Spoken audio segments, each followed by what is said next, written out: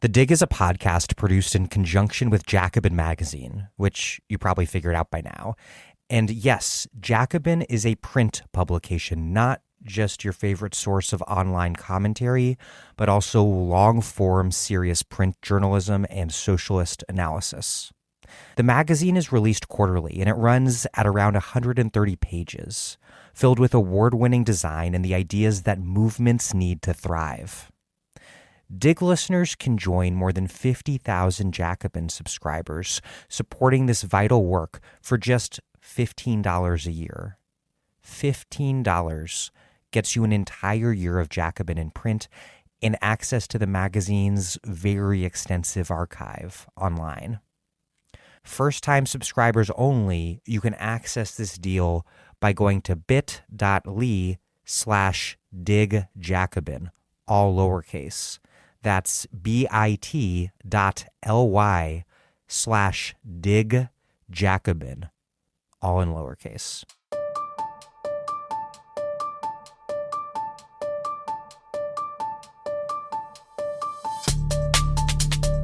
Welcome to The Dig, a podcast from Jacobin Magazine. My name is Daniel Denver, and I'm broadcasting from Providence, Rhode Island.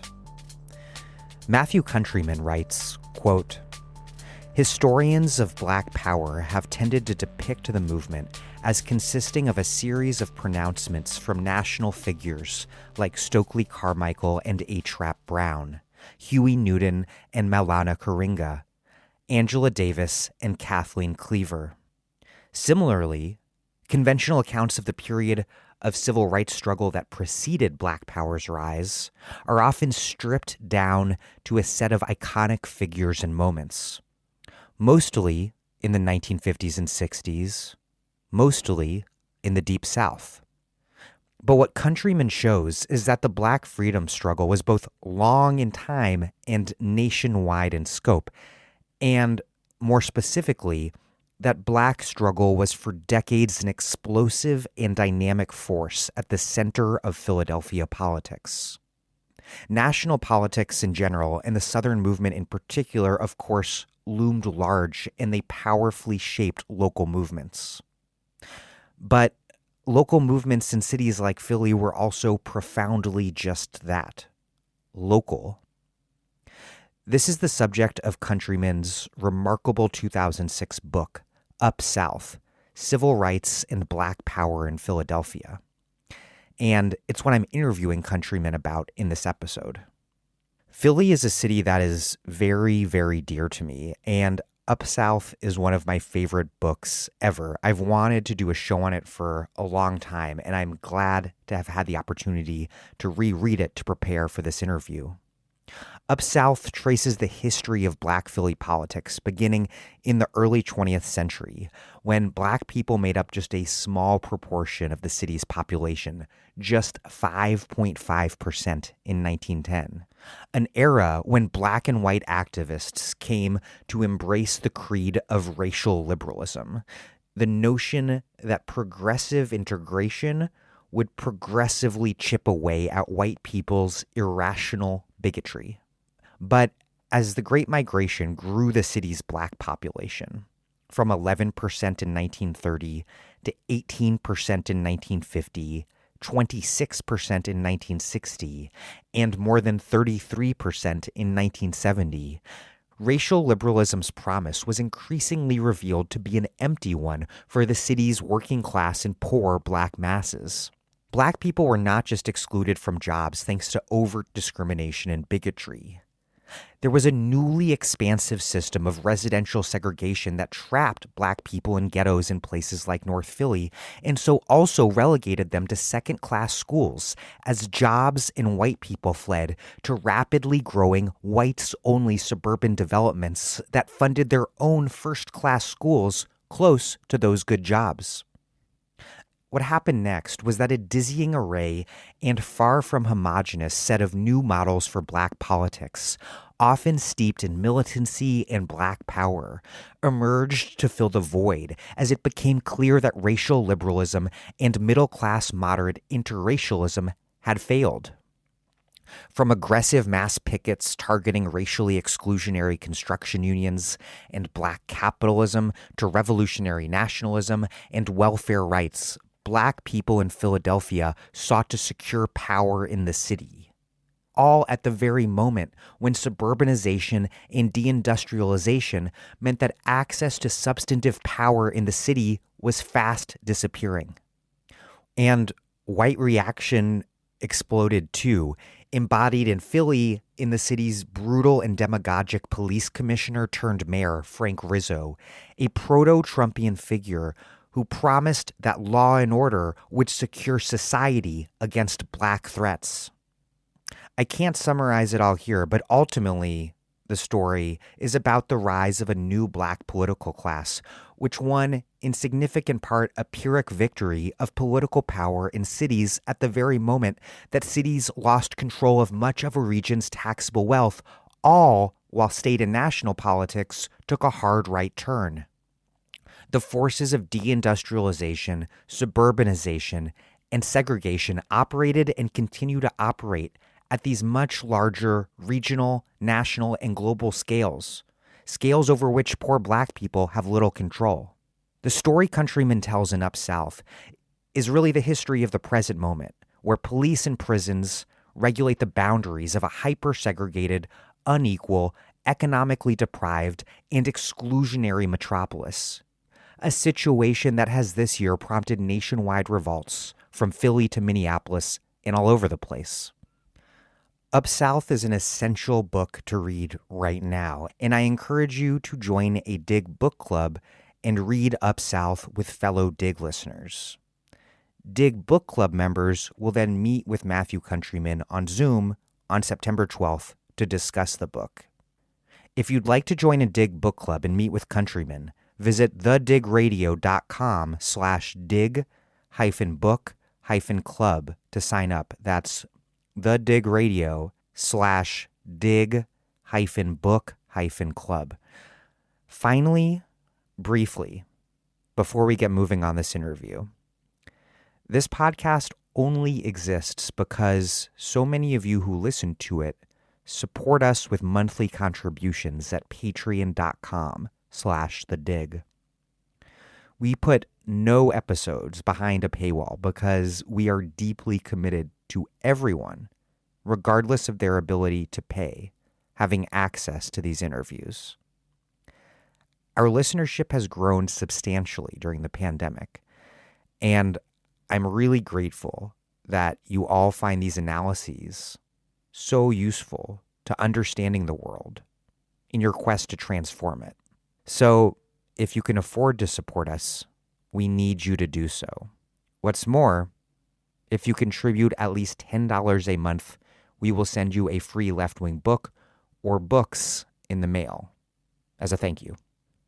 If you care about this podcast and you can afford to, please contribute what you can at patreon.com/thedig. The website is pretty self-explanatory and it'll only take you a few minutes to figure it out. That's patreon.com/thedig. Thanks, and here's Matthew Countryman, chair of the Department of Afro-American and African Studies at the University of Michigan, where he is also a professor of Afro-American Studies and History. In addition to Up South, Civil Rights and Black Power in Philadelphia, he is currently working on a book about the role of African-American mayors in national debates on race and poverty in the late 20th century.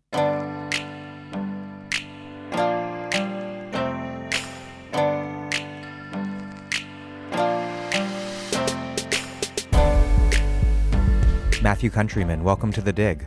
Thank you for having me. I'm very excited. From liberal reforms of the 1940s and 50s to mass action in the early 60s to Black Power in the late 60s through the 70s, Philadelphia, which was for a very long time the nation's third largest city, it was consumed by conflict over race, class, power, and I don't think that's very often remembered, including, I suspect, by many Philadelphians. What was the conventional historiography of the civil rights movement, and what do we instead see when we expand our timeline and diversify our geographic focus? What, in other words, does a longer story and wider lens reveal about Black politics and struggle in the 20th century that is otherwise obscured? Well, for the longest time, the historiography of the civil rights movement was of a Southern movement, one that began, depending on your narrative, either with the Brown versus Board of Education decision in '54 or the Montgomery bus boycott 2 years later. And it was a narrative of triumph in the South based in Martin Luther King's leadership and in the vision of a integrated society, and on the promise of nonviolent protest. That culminates in the federal legislation in 1964 and '65, the Civil Rights Act and the Voting Rights Act, and then is distorted or undercut by the militancy, the racial anger of the North, and particularly the focus on Black power. That narrative remains powerful. People still adhere to it. I do think that the Black Lives Matter movement has begun to move it in certain important ways. But at the time I was starting my research, that was the dominant understanding. To the extent to which one might talk about the North, one would talk about Black power as this kind of disruptive, almost declension and declining the disruption of the movement. But even that was not necessarily seen as all that important. In fact, I had colleagues who couldn't get their books published that were focused on Black power activism in the North because it wasn't seen as interesting to or useful to understanding the movement.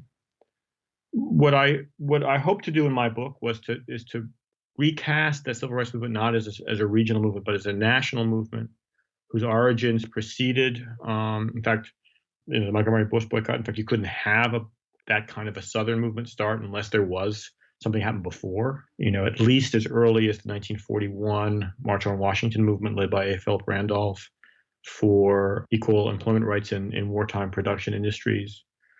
And that is always a national movement. It's always addressing the ways in which race is distorting of the American promise and denying full citizenship rights to African Americans, or in the lingo of the day, Negroes. What a Philadelphia focus does is to show us how that took place at the local level, how, in fact, because of Southern power in Congress, it was a movement that could only achieve its goals through local action, and which demonstrated that the impact that civil rights legislation could have, first at the local level, but also then began to run up against the limitations of that legislative achievement in northern cities. And it's that struggle that leads to the increasing militancy of the movement, not just of Black power, but even the militancy or the increasingly radicalization of the demands of Martin Luther King and the Southern Christian Leadership Conference in the late 1960s, and then the emerging demands of a Black political class for a full stake in the political institutions of the society. One key thing along these lines that histories like yours and Tom Sugrew's Origins of the Urban Crisis show is that the racially conservative white reaction began far earlier than the 1970s and 80s. And so it wasn't this inevitable reaction to the excesses of Black power in the New Left. In fact, what you show is that it took root in these very concrete conflicts over the Great Migration and Black struggle for what are now considered to be the pretty minimal, ordinary demands of the civil rights movement for neighborhood, workplace, and school integration. This seems really important today, given how much left and racial justice organizing tends to be critiqued and evaluated on the basis of its potential for prompting or eliciting right-wing reaction.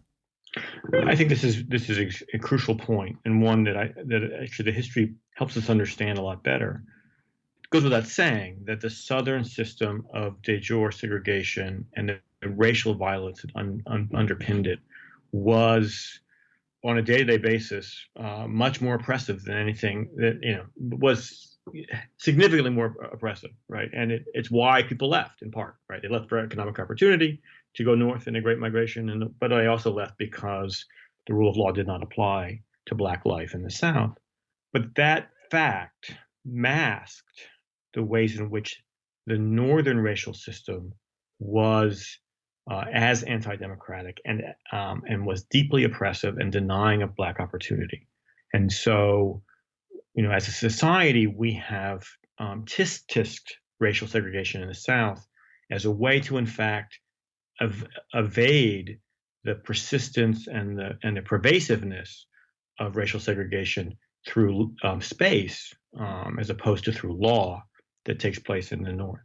That's a system that begins to evolve in the 1920s, that is established in the post-war moment through white flight and suburbanization, and then is reproduced generation after generation since. And we celebrate the places it has been somewhat reduced, but do so at the peril of ignoring its persistence and depth of its commitment. Politically, what that's meant among Northern whites, right, is that, again, that tisking of Southern racism and of what Ku Klux Klans and hoods and explicit racial bias has allowed for significant parts of the white polity in the North, liberal and conservative, to downplay their own investment in racial segregation in their communities, but in their schools and in their workplaces. What is this narrative about left generally and Black particularly movement excess being the cause of white reaction? What does that conventional wisdom convey, and what does the actual history show? Right. It in part it defines Black demand not as a desire for the application of democratic principles across racial lines. Even if let's taking on the at face value the promises of democratic capitalism, it redefines Black demand as excessive, as seeking special favor, as demanding retribution or compensance, rather than the full promises of the American century and of this idea of the American promise. But it's also, I think, what's extraordinary is the kind of ability to look at Black aspiration through a dual lens, where when it's against explicit forms of bias and prejudice, as the Southern form, to position oneself as supporting it, even as one opposes as excessive the demands that change happen in one's own workplace, one's own neighborhood, one's own school district. And so that dichotomy in white politics, and here to give the liberal version of the present moment, right, the ways in which even liberal college towns, people are all horrified by police violence, but they see their own police forces, which are really undifferentiated in terms of who makes them and what their policies are from these places that did these terrible things, as fair and trustworthy and protecting us. And so that notion of protecting us and protecting what we have achieved cuts across ideological grounds in white politics in this society, and has done so consistently since the World War II era. Let's step back to the beginning of your story chronologically.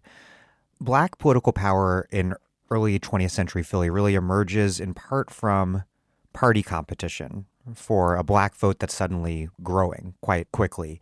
And in 1928, you have Herbert Hoover, a Republican, obviously, winning overwhelming support in Black precincts.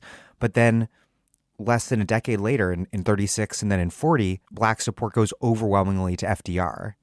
How did the New Deal, both nationally and in its particular concrete local form, help create the liberal coalition in general and the liberal civil rights coalition in particular that emerged in Philly? And to what degree was it the liberal economic agenda, the New Deal economic agenda, that made this coalition a reality? And to what extent was it the result of local Democrats' support for civil rights measures, like a ban on segregation and public accommodations, that Republicans who had controlled so much of the Black vote refused to support? So, it's I think a fairly nuanced and complicated story to try to tease out those different aspects. The first thing I'll say is that we have to understand the New Deal as, a product of a Democratic Party. It was not ideologically liberal in the ways we would understand it today, but rather a coalition of a range of forces and which explicitly implements the New Deal with the promise to its Southern supporters that it will not disrupt the racial system of the South. What that means to Northern blacks, right, is I think that first of all, people understand that, right? There's no illusions about what the Democratic Party has become, but rather there's a sense here that we are being included, even in some ways partially. This is not full inclusion, this is not racially equitable, but it is inclusion in some of these economic initiatives, particularly things like the WPA and other places, for the first time. Right, the federal government is for the first time offering to include us in programs that are saving the nation, right, and particularly saving working people. These are not perfect programs, but they are a huge difference, right? And so that's, I think, the primary force that brings blacks to vote for FDR. I mean, that's what he offers them. But it is another stage for a local party, a state party in Pennsylvania, to win black votes, particularly because Pennsylvania and Philadelphia were Republican machine states, right? So what the Republican machine at the time offered was patronage, and it wasn't, much. This goes back to W.B. Du Bois's work on the Philadelphia Negro early in the 20th century, right?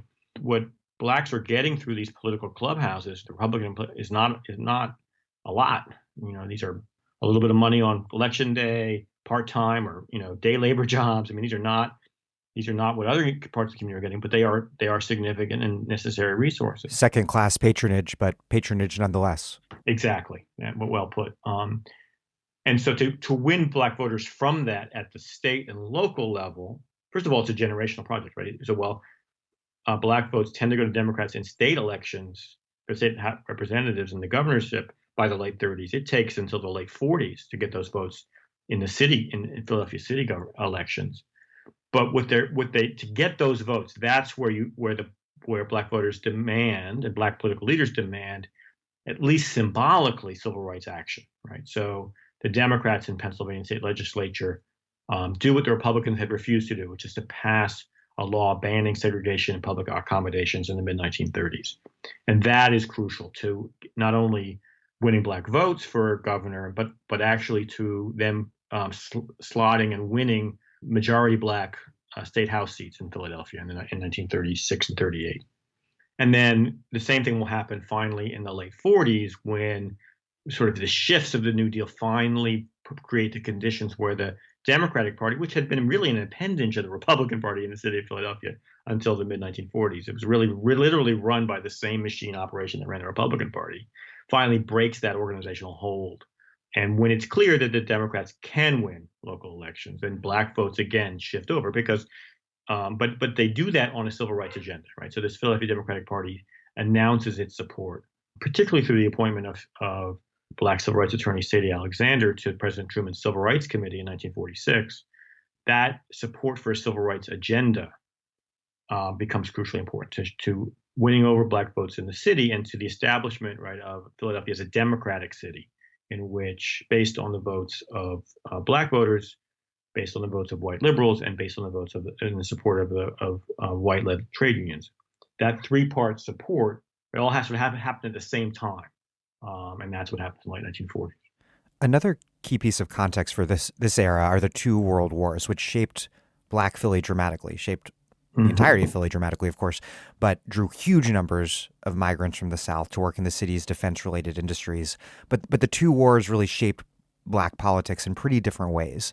During World War I, you had leaders like Du Bois who thought that patriotic fervor in Black people doing their part would lead to progress, which is not at all what happened. Black workers were met with violence on the streets when they sought housing outside of the overcrowded South Philly slum, and also attempting to get jobs, including this 1917 lynching of a Black man hired to work at the South Philly Naval Shipyard, who was lynched by a mob that included uniformed soldiers. And then, in contrast, civil rights activists during World War II took on the Double V, or Double Victory program, to defeat fascism abroad and racism at home.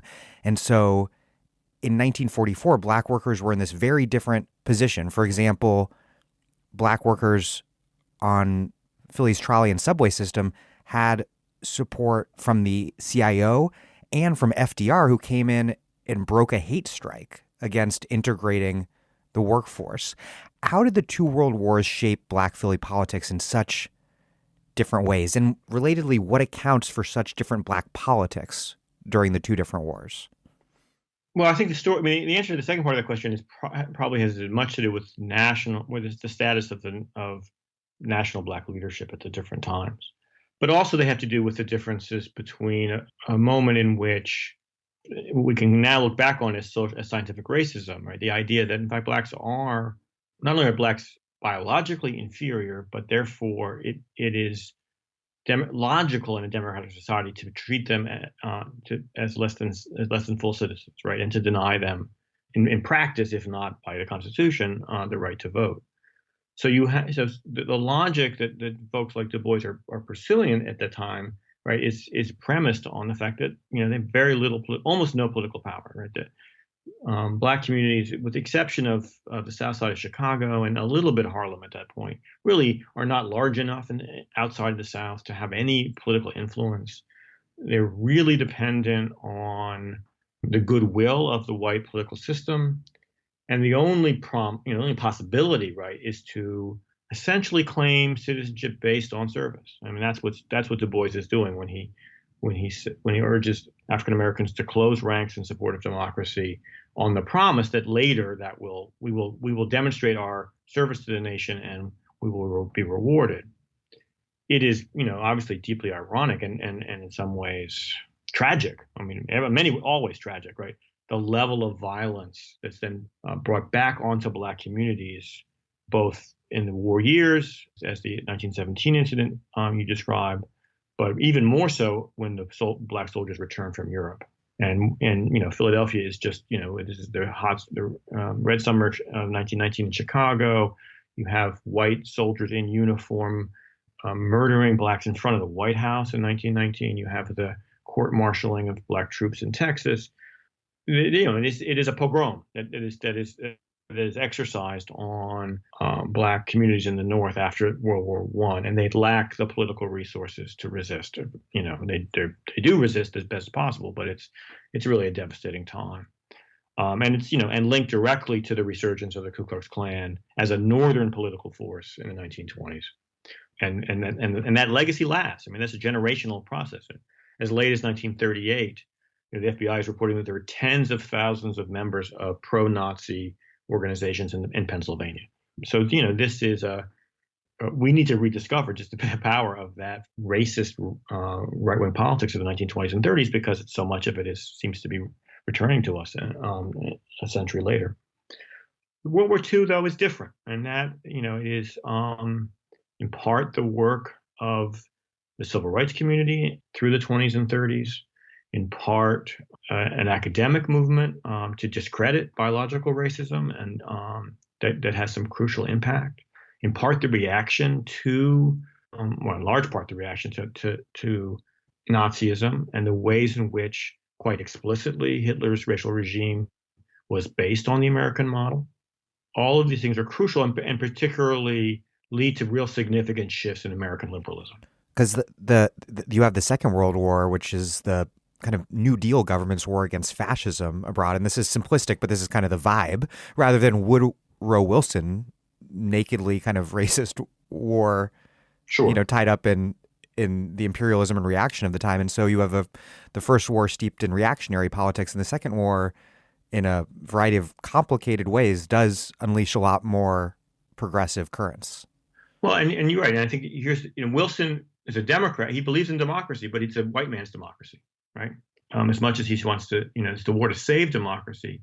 It's the democracy it's a white only democracy that he's trying to say.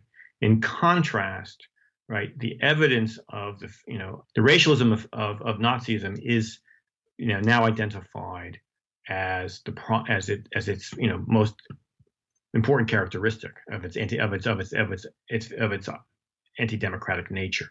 And in part, that's because, of course, it's raging its racism on Jews and other European minorities, but also because so much of that biological racist project has been discredited through the activism in the United States, through intellectual work. I mean, a figure like Gunnar Myrdal, the Swedish sociologist, who is brought to comes to the U.S.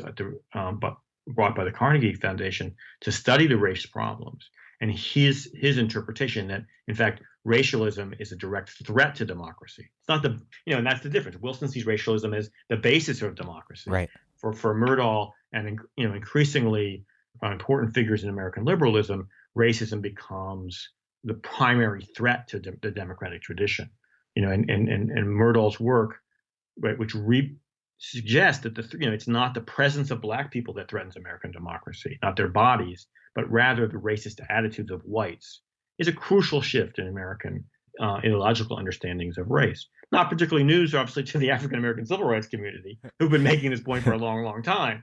But great, very much appreciated and makes possible the rise of an interracial movement for civil rights.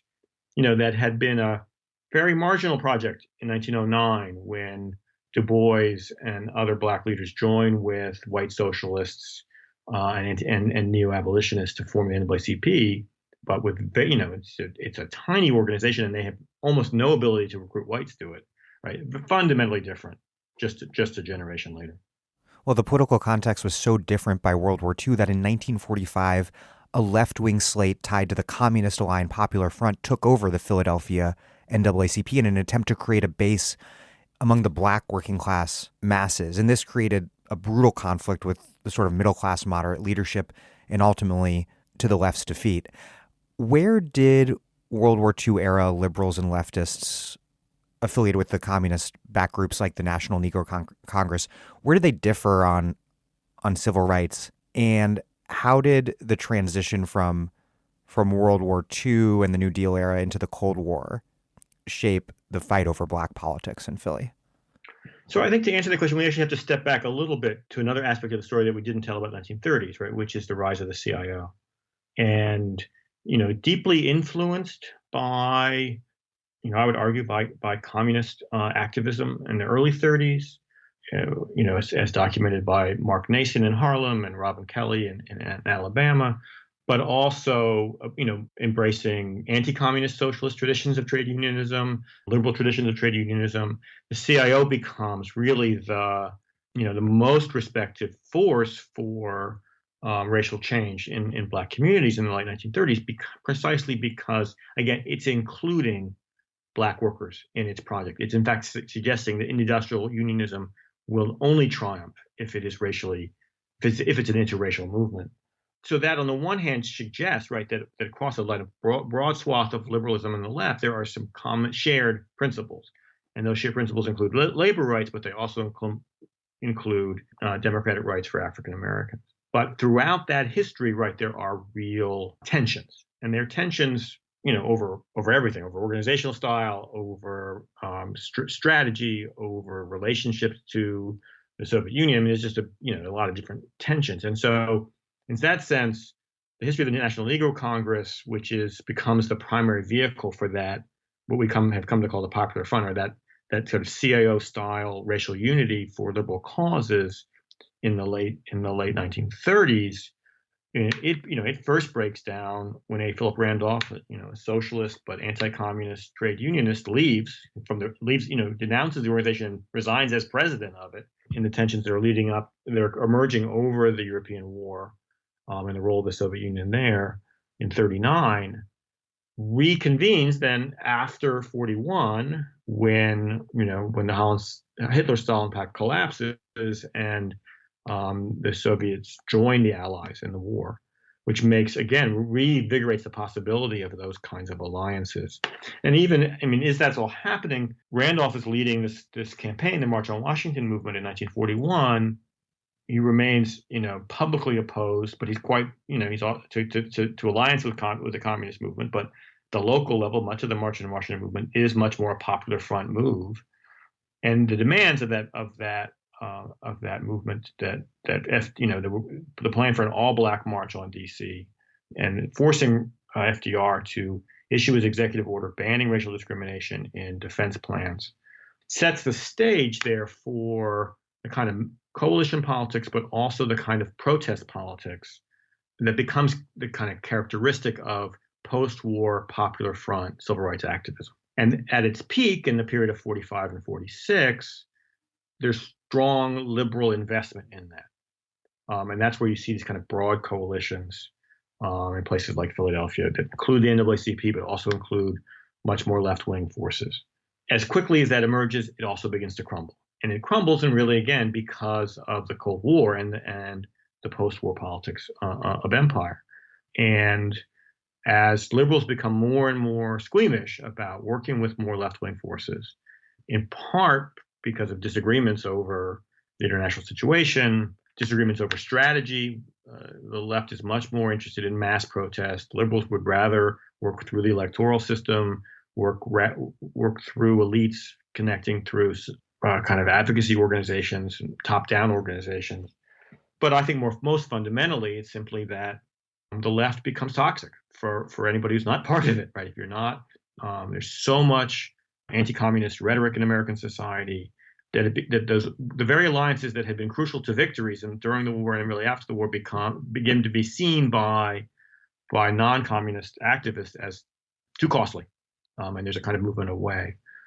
What's interesting to me about that moment, as you point out, right, is that things like this left-wing alliance that maintains leadership of the Philadelphia NAACP through to 51, and this is similar kinds of things happen in some of the local trade unions in places like Detroit and UAW unions, is that within the Black community, this left-wing coalition politics remains deeply popular, and in fact able to win the arguments within these civil rights organizations as to what's the best approach.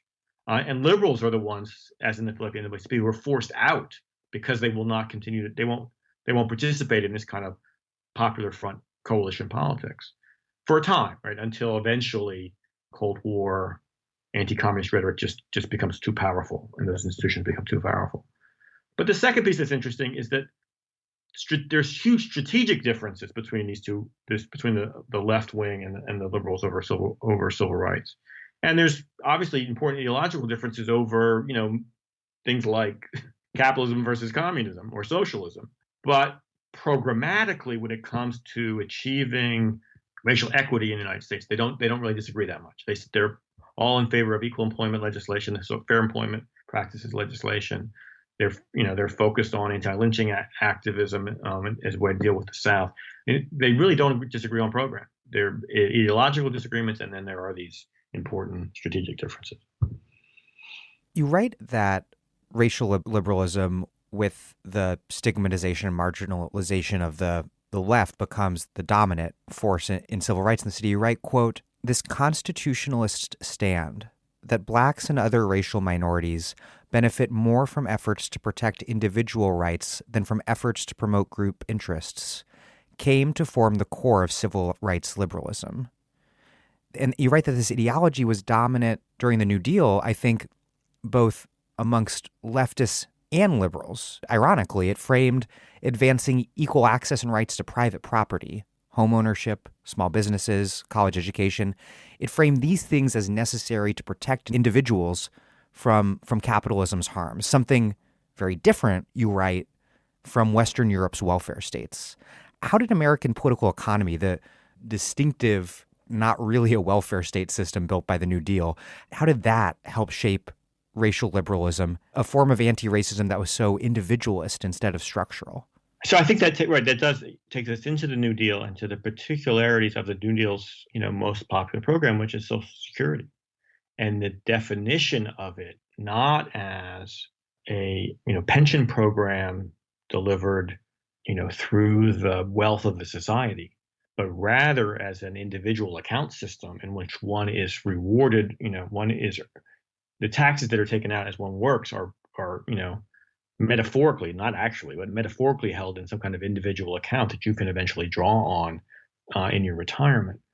So that's an entirely political justification for a program that is financed just as any other pension program is financed by a state, right? State-based pension program. But it generates this idea that the way you have social welfare is on the model of individual rights, right? On the model of the Bill of Rights in that sense, that one as an individual citizen has a set of rights that the state is bound to protect or deliver on. And it seems to me very clear that for liberals in the wake of the New Deal and World War II, the way to make the case for the use of federal power to protect civil rights. And I emphasize federal power there because this is the shift here. This is the idea that rather than treating race relations as a local condition that's determined in local communities, which is largely the rhetoric of states' rights going back to the 19th century. The argument here is that it's the individual's relationship to the federal state, as rooted in the Bill of Rights, but as modeled in some ways by the New Deal and by things like Social Security and other kinds of, even the GI Bill, right, which is you get state rights, state resources based on your service to the nation, not based on your, on a kind of universal idea of citizenship. That liberal activists take on both to put themselves in the American tradition, right? So we're not advocating some socialism or something different from the American tradition. We are simply saying there are some fundamental rights that the federal government's role is to protect individuals there. And this is the way to overcome the arguments of, explicitly by Southern states, but also in Northern communities, that somehow the federal government has no role on these issues, right? These are our local relationships. But it's also, of course, very effective as a way to, and again, there's important similarities to today, right? To make claims for activism and federal action without identifying oneself with this counter-socialist, foreign tradition. And so given the logic of anti-communism, right, to distinguish oneself from the statist politics of Eastern Europe or even Western Europe, right, the argument here is we're not asking for group rights or something particular, but really simply our citizenship rights as individual American citizens. And that becomes a crucial part of the liberal case. What's interesting to me about that is the ways in which, as you said, particularly in the trade union movement, leftists also support that idea. And here I think it has to do with a kind of the ways in which, the left and trade unions in particular want to emphasize the shared interests of the working class, not the differences, but the ethnic and racial differences within the working class. Which thus limits sort of like an analysis of the racialized structure of American capitalism. More than limits, it largely it undercuts for the left as well, for the left as much as liberals, ironically. Exactly, and so that when, in fact, again, I having done some research on the UAW when I was earlier, there's a continual demand being made by black members of the UAW for a black member of the International UAW International Board, and the response always is, we don't create black seats. We're colorblind. We're colorblind, right? And that, now there are important counters to this within the left. So I don't mean to say the entire left. Sure. Obviously, the black left has a different perspective on this, and there are important figures in the white left who reject this too. But the dominant position through this period and into the late 20th century is, that working class organizations are colorblind. That's what the goal of racial inclusion requires, is that kind of colorblind focus. And it does mean there's a kind of, it casts a blind eye to racial internal discrimination and inequities within the labor movement. It also casts a blind eye to racism among the white working class, because you don't challenge people who, as long as they'll tolerate, someplace else, the presence of blacks or whatever, you never have to confront them on their own presumptions of that this is a white, organization. I don't, the story that black radicals in the UAW in the late 1960s redefined the meaning of UAW as "you ain't white," as a way of pointing at the kind of institutional racism within the union. It's a really fascinating point, because you have both liberals and leftists who have sort of a critique of free market capitalism, different critiques, and a kind of similar critique of racism. And what they both share is that they can't really integrate those critiques or politics. Right. Well, I think that in some cases they can. In other cases, they really, I think, genuinely believe, right, that, again, as I said, that if you adhere to a certain kind of colorblindness in your anti-racism, then you will reach a point eventually in which you have working class unity across racial lines, in which race disappears as a factor, right? It becomes literally invisible. And I don't mean to imply that there aren't black adherents to that point of view. My own grandparents were deeply committed integrationists who believed that, both not only that their mission in life was to join white institutions that were liberal and that were committed to an anti-racist agenda, but to create in their social lives and cultural lives, spaces where whites and blacks could come together and unlearn, in effect, the things that divide them. This racial liberalism ideology really becomes the official governing ideology in Philly in 1951, when liberal patrician reformers win a new city charter and win control of city government. It checks the Republican patronage machine, and it also, in the same charter, imposes a ban on racial and religious discrimination in city employment, services, and contracts, and creates a commission on human relations to enforce it. Why did elite good government Democrats in Philly promote racial liberalism as part of a good government anti-machine agenda? And how did that good government politics in turn shape civil rights politics in the city? So I think there's two things that were going on for them. Both, again, there's very prominent black and white liberals advocating this position, right? So one is ideological, that they are, this is long after World War II, right? They are true believers that a democratic society is a racially just society, and that the way you build a colorblind social order is not only that you legally bar racial discrimination, but you create opportunities for African Americans to demonstrate their equality, that they're no different from the white majority. The breakthrough strategy. Major focus of that is giving African American workers getting them into new occupations where they've been excluded from, or new occupational roles. And then fellow workers and bosses will say, "Oh, wow, that was dumb of me." Right. This is hey, black people can be tellers, or but the big deal was were the women who were the phone operators, right? That was a crucial, but also foremen, or extended all the way, across all different kinds of status lines, right? Entire job classifications that wouldn't be obvious to us today, that were just whites only. Yes, exactly. But it was also political, right? In the sense that this was what they needed to do in order to get black votes, and black votes were essential to ending the Republican patronage machine. So, and this is a case where self-interest matched ideology quite directly, and matched, frankly, this argument, liberalism's claim to be as anti-communist as anybody else, right? In other words, that part of the way to win the Cold War was to demonstrate that the American society could be fully racially integrated, that it could overcome its racial past.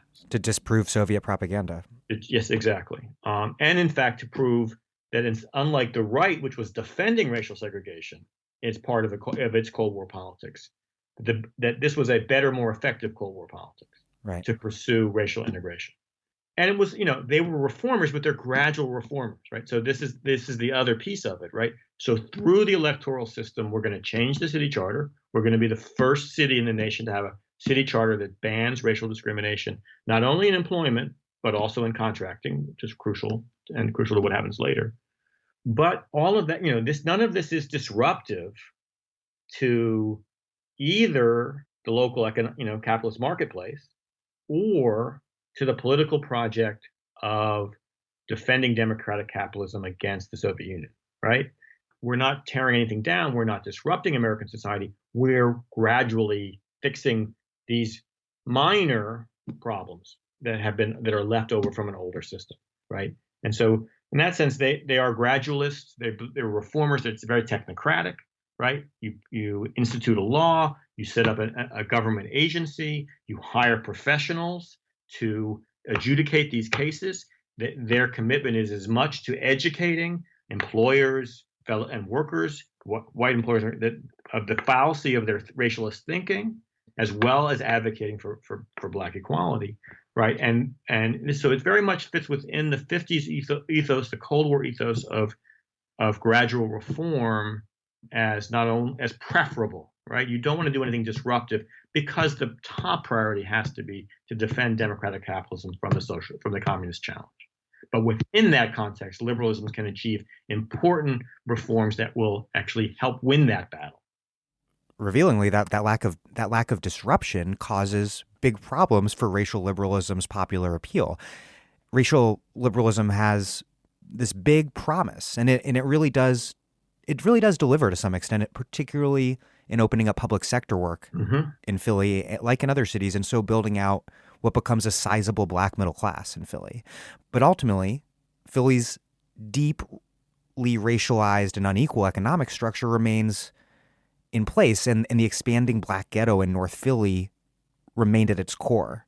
And the thing is that what looks like a contradiction is, in fact, I think, the system itself, right? So why do black workers benefit from civil service reform so powerfully?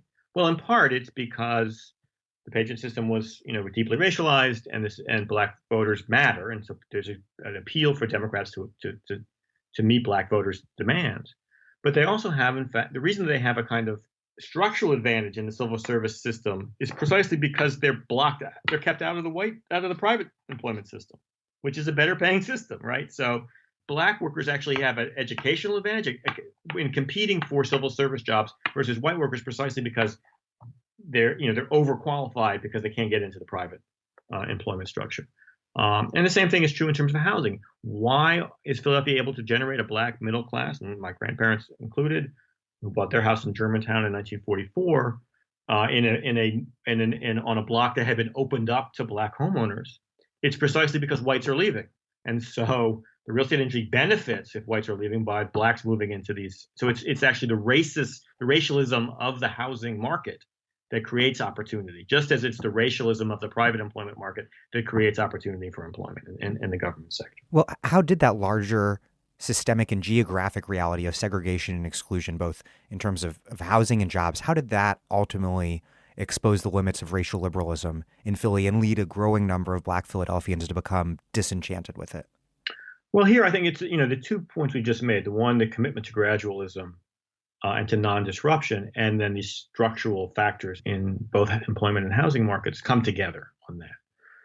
Which is to say that one could have imagined a civil rights community that was both, in these what we now call NGOs, these nonprofit organizations, as well as in these government agencies, that was quite activist, right? Was very committed to confronting racial inequality in these housing markets and determined to push through very, very quickly. But what instead you get is a system which the Commission on Human Relations is literally called conciliation, right? They literally argue that when we find evidence of racial discrimination in employment, we're going to go to the employer and educate them and reach an agreement privately to fix the situation. And that notion, and the housing version of it is called neighborhood stabilization. When we have blacks buying into white neighborhoods and the white neighbors are upset, we're going to literally go and educate the white neighbors that know your property values are not going to be hurt. No, these people don't want to marry your daughters. They literally said they don't want to marry your daughters. And we're going to convince them to stay, not to panic sell and not to flee. Now, to the credit of the Commission on Human Relations professional staff, by the late 50s, even they were admitting neither one of these was working. But that idea that it's enough to pass the law and then the law will be educational, and that you don't have to use strong government action to enforce it, creates this incredible contradiction where by the late 1950s, breakthrough jobs have not led to fundamental change in the employment market. Quite the contrary. One breakthrough job doesn't lead to anything else except tokenism. And in housing, the system, the white flight is ongoing, and the Commission on Relations essentially admits there are no integrated neighborhoods in the city. There are only transitional neighborhoods.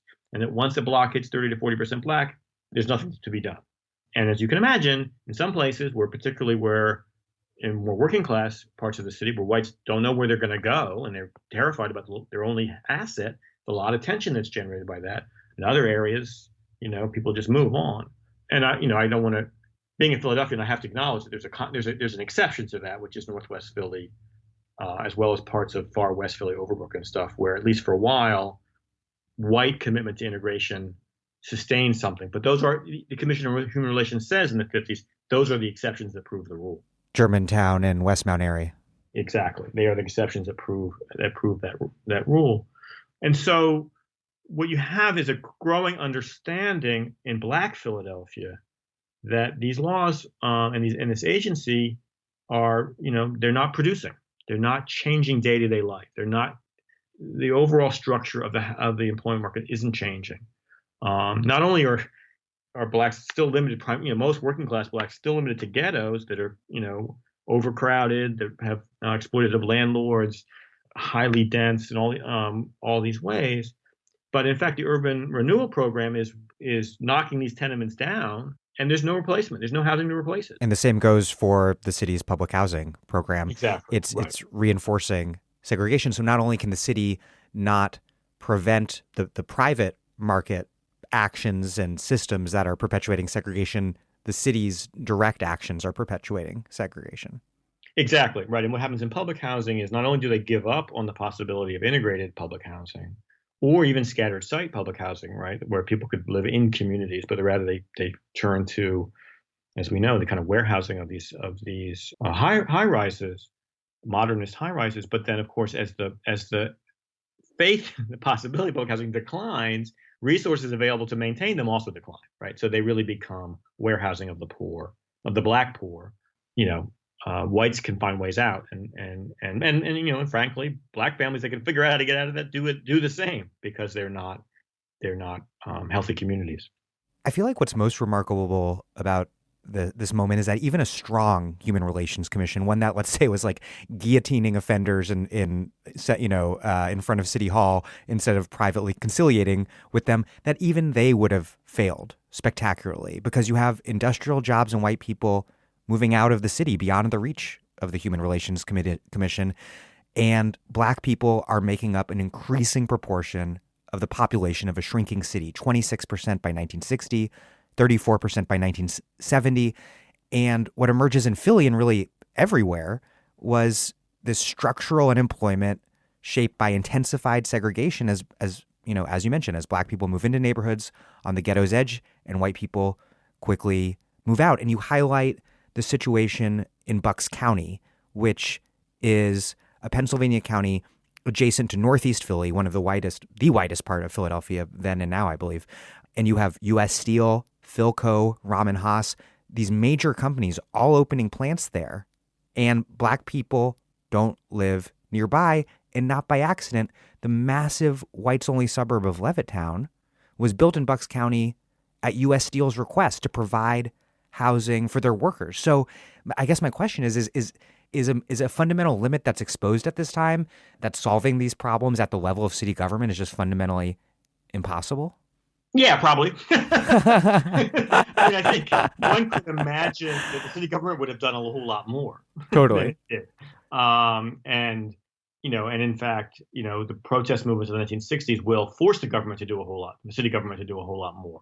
But yes, I think that's right. That what we see happening is that without a commitment to disrupting housing and economic in labor markets, right? And by disrupting, I mean having state intervention in those markets.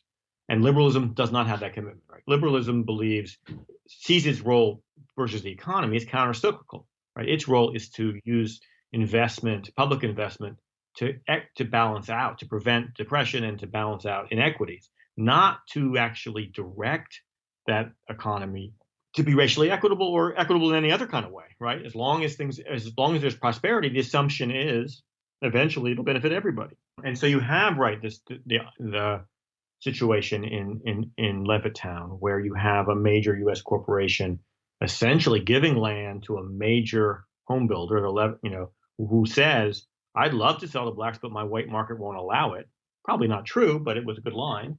And there's no recourse, right? Because the state doesn't have a ban on the state of Pennsylvania and the federal and the United States as a whole. Neither have a ban on discrimination in housing at that time. Not till 1968 right? Nationally. Not till 1968, right? And it's 62 in Pennsylvania, but even then it's so weak it doesn't do any good. And it's still weak today.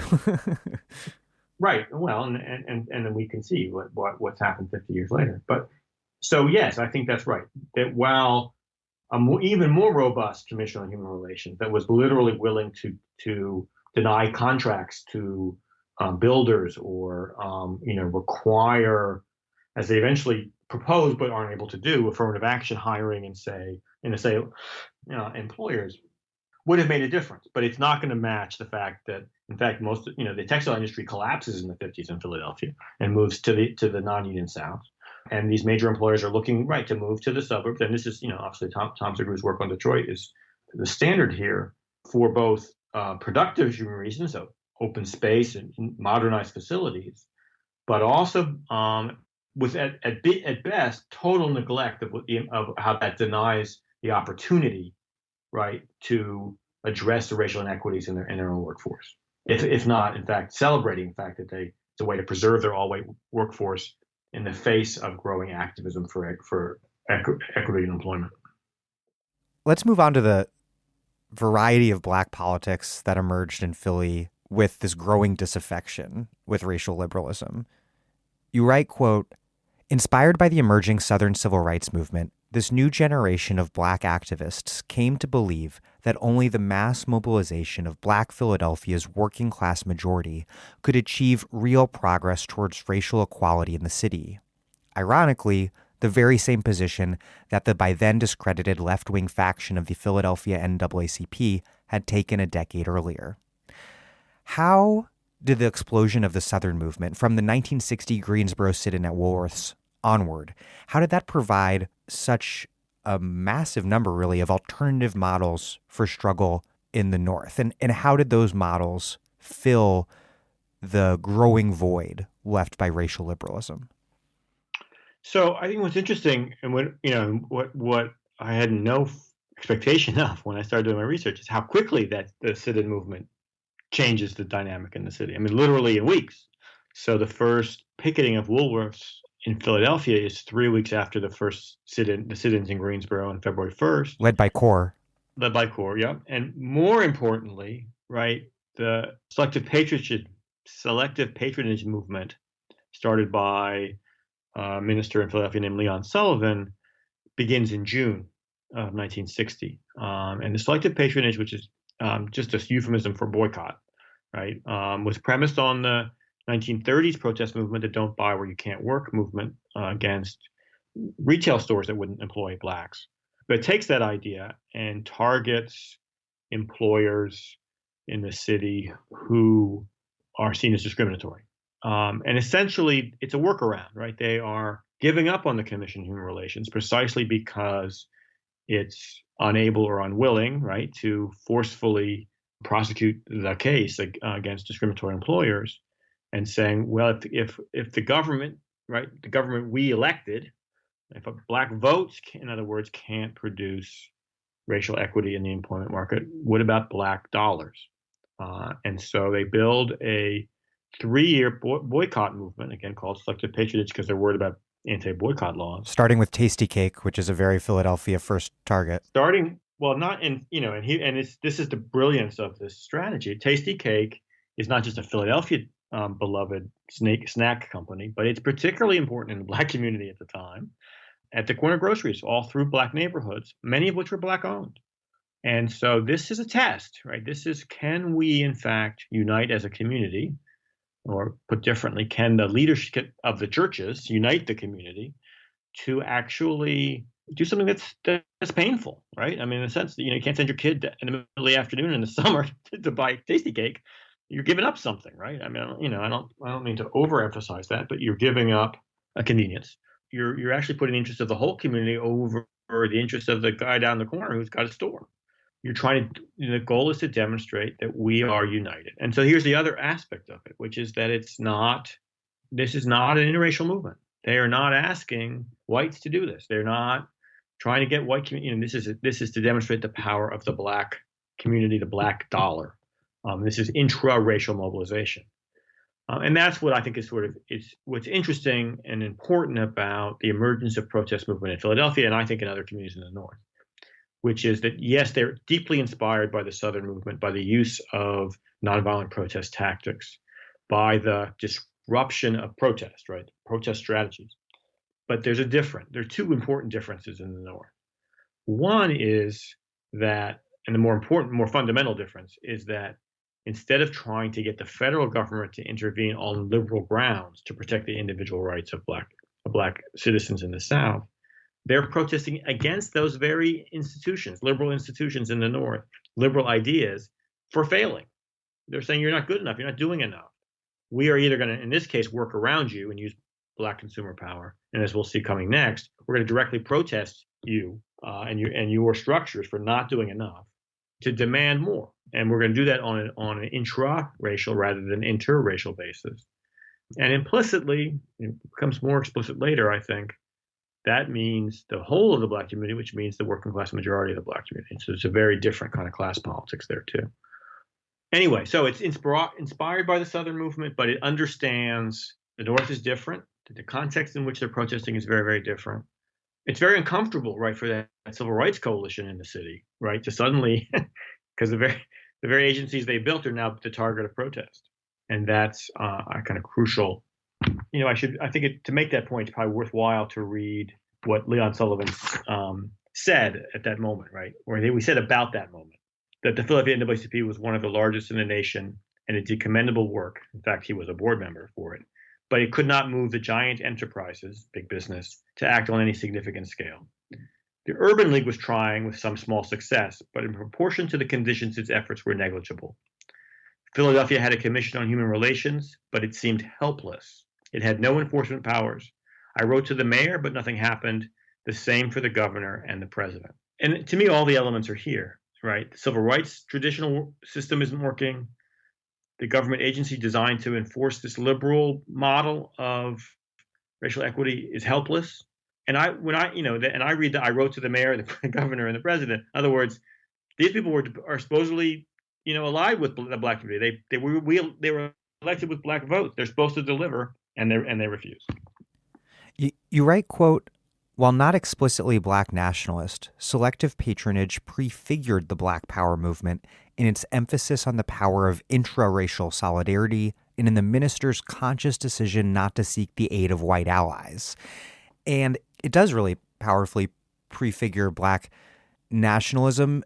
I mean, the campaign at the time was really politically capacious. It gets support from the, I think, sort of Maoist revolutionary action movement on the one hand, but it's led by Leon Sullivan on the other, whose trajectory is ultimately a really thoroughly capitalist one.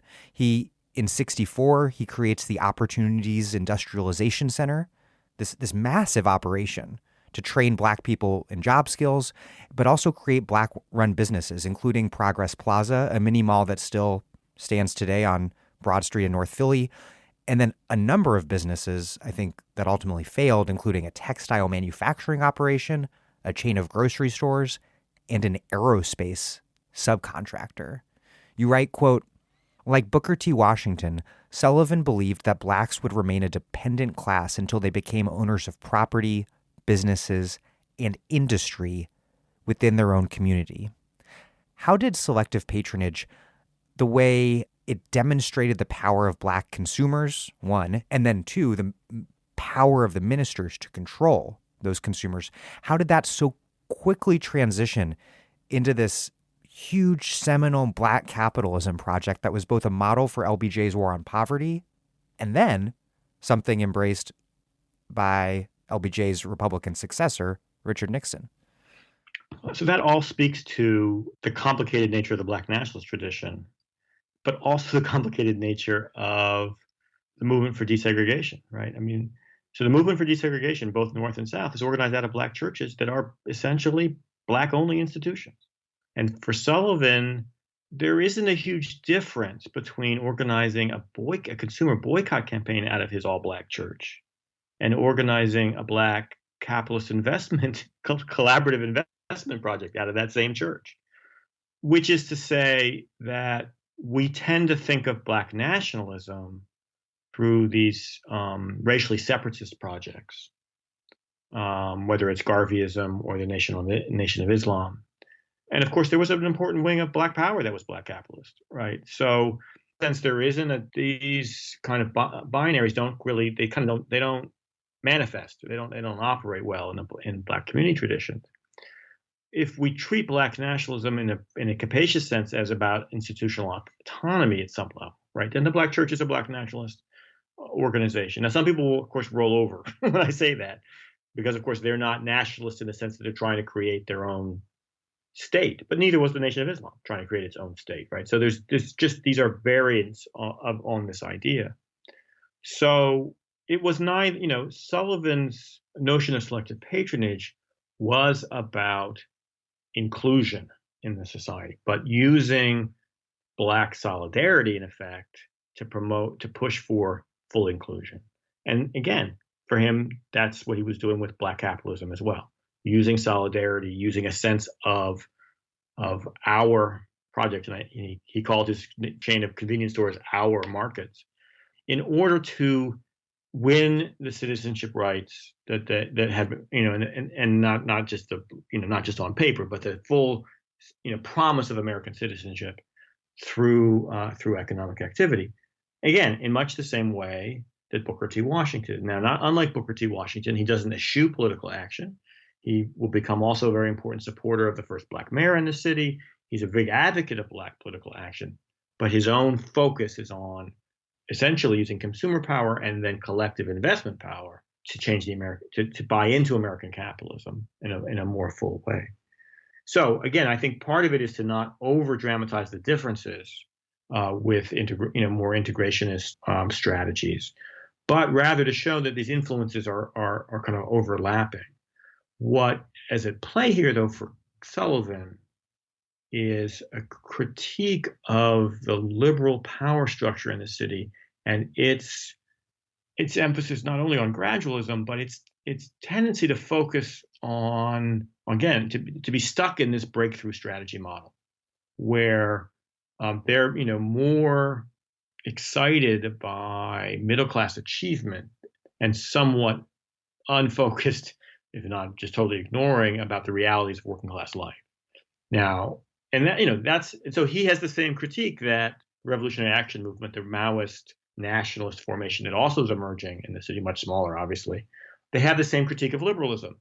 His solution, right, is to argue that economic action, collective but capitalist, is what's going to change the realities of working class life in the city, as opposed to the radical Maoists' argument that the problem is capitalism and we need a revolution to overturn it. In 1963, those differences don't make it, or 1961, they don't make a huge bit. They're not really that important. They will become, of course, obviously much more important as things go on. I'm Naomi Klein. You're listening to The Dig, as well you should be, and you can support them on patreon.com.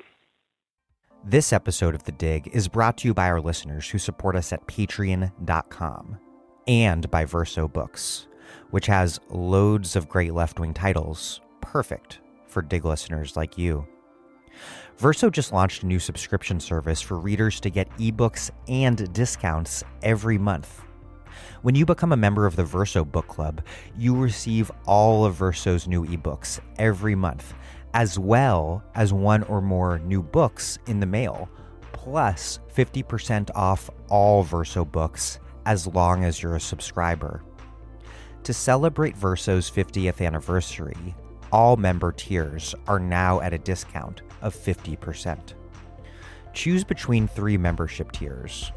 The Verso Reader tier is a digital subscription for every new Verso ebook each month. Verso Subscriber, for 1 book sent to you in the mail every month and all Verso ebooks. And Verso Comrade, for 2 to 3 books sent to you by mail every month, plus all Verso ebooks. To celebrate Verso's 50th anniversary, each option is 50% off for your first 3 months. At this momentous time for global politics, Verso will bring you radical voices that challenge capitalism, racism, and patriarchy, debate the future of the planet, and work towards real political change. Sign up for the Verso Book Club at versobooks.com/book club. That's versobooks.com/book club. Another huge figure who doesn't fit neatly into these frames was Cecil Moore, who led an insurgent slate that took over the city's NAACP in 1962, sort of following the Popular Front era leftists in overthrowing the local NAACP's middle-class leadership.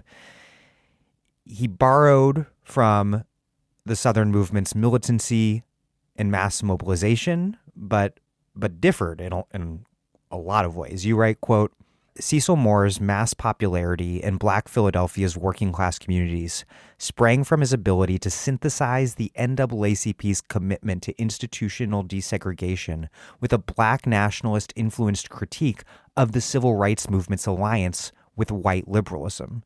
He really fiercely attacked not only the white liberals, but very much the Black professional leadership, and was really provocative order.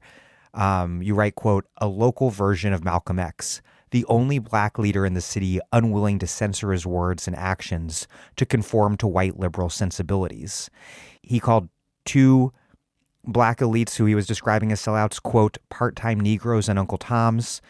And he said he was, quote, the goddamned boss. I run a grassroots group, not a cocktail party, tea sipping, fashion show attending group of exhibitionists. Moore is just this incredibly consequential, idiosyncratic, and powerful figure who I think it's safe to say most Americans today have never heard of. And yet in Philadelphia is still revered in the Black community. In fact, if you invoke Cecil, it's a very powerful political move today. You know, the only person in the civil rights movement that's more known and who he, sort of like him is Robert Williams, the NAACP leader in North Carolina, who rejected nonviolence, called for self-defense, published a book called Negroes with Guns, and eventually was driven into exile because of his confrontations with the Ku Klux Klan in North Carolina and then the FBI's intervention there. But Williams, in some ways, is a more conventional liberal than Moore, right? In the sense that he rejects nonviolence, but and Moore is like Williams in that they both committed to desegregation, and Moore in many ways, particularly in the early period when he's most popular, is not really he's not a nationalist in that sense. He's an integrationist. He's very proud to be an integrationist. But Moore gets pulled to the left. Williams moves left and eventually ends up in first Algeria and then Vietnam and then communist China. Whereas Moore never does that. Moore is, in fact, Moore's a Republican. I mean, that's maybe the most important thing to know about him. He's a military veteran, served in the Marines in the late 40s, early 50s. Very much of that generation that, like Williams, had served in the armed forces, took seriously the belief that they were fighting for democracy abroad and thought that they had the same right to fight for democracy in it and to protect, and to use self-defense as a strategy at home. And so they see Gandhianism as a kind of betrayal of their Americanness and of their rights as men, as male citizens in particular. They see themselves in the tradition of the American Revolution. The right to use whatever means at their disposal. And this is, obviously it brings them closer to Malcolm X, right? Whatever means at their disposal to defend their rights as American citizens. I mean, Moore's a capitalist too, like Sullivan, but in a very different way. In the sense that Moore's an entrepreneurial, he's almost like a hustler, right?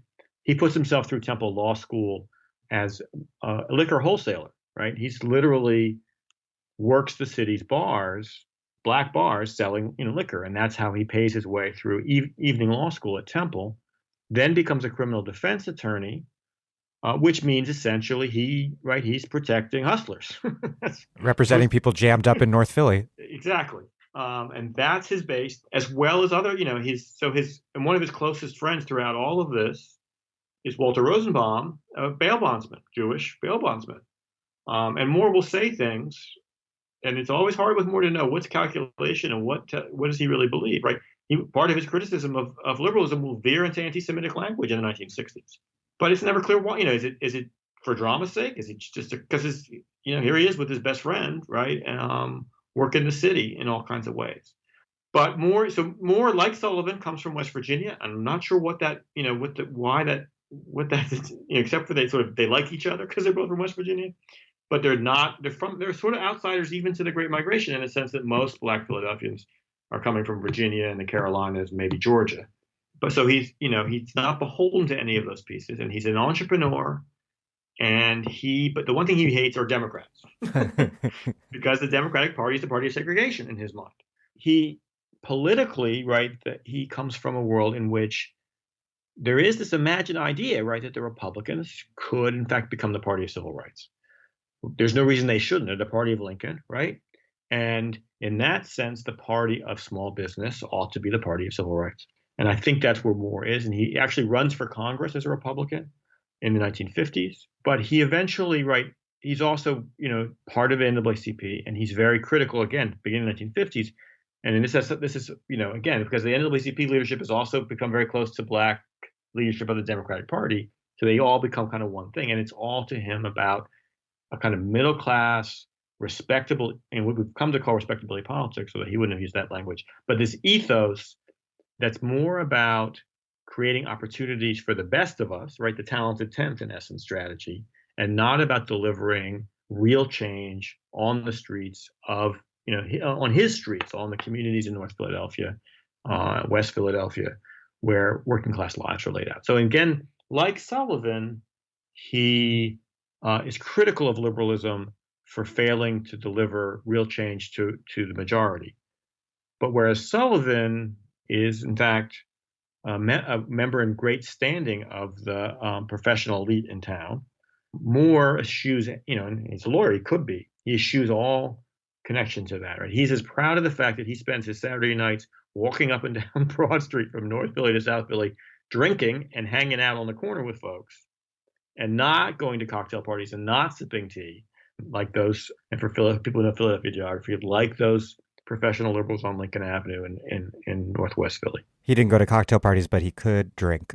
Oh, could he drink? And he dressed better than anybody else in town because he wore silk suits every single day. So what he constructs, and again, it's never completely clear with Cecil how much this is intent or how much this is kind of improvisation.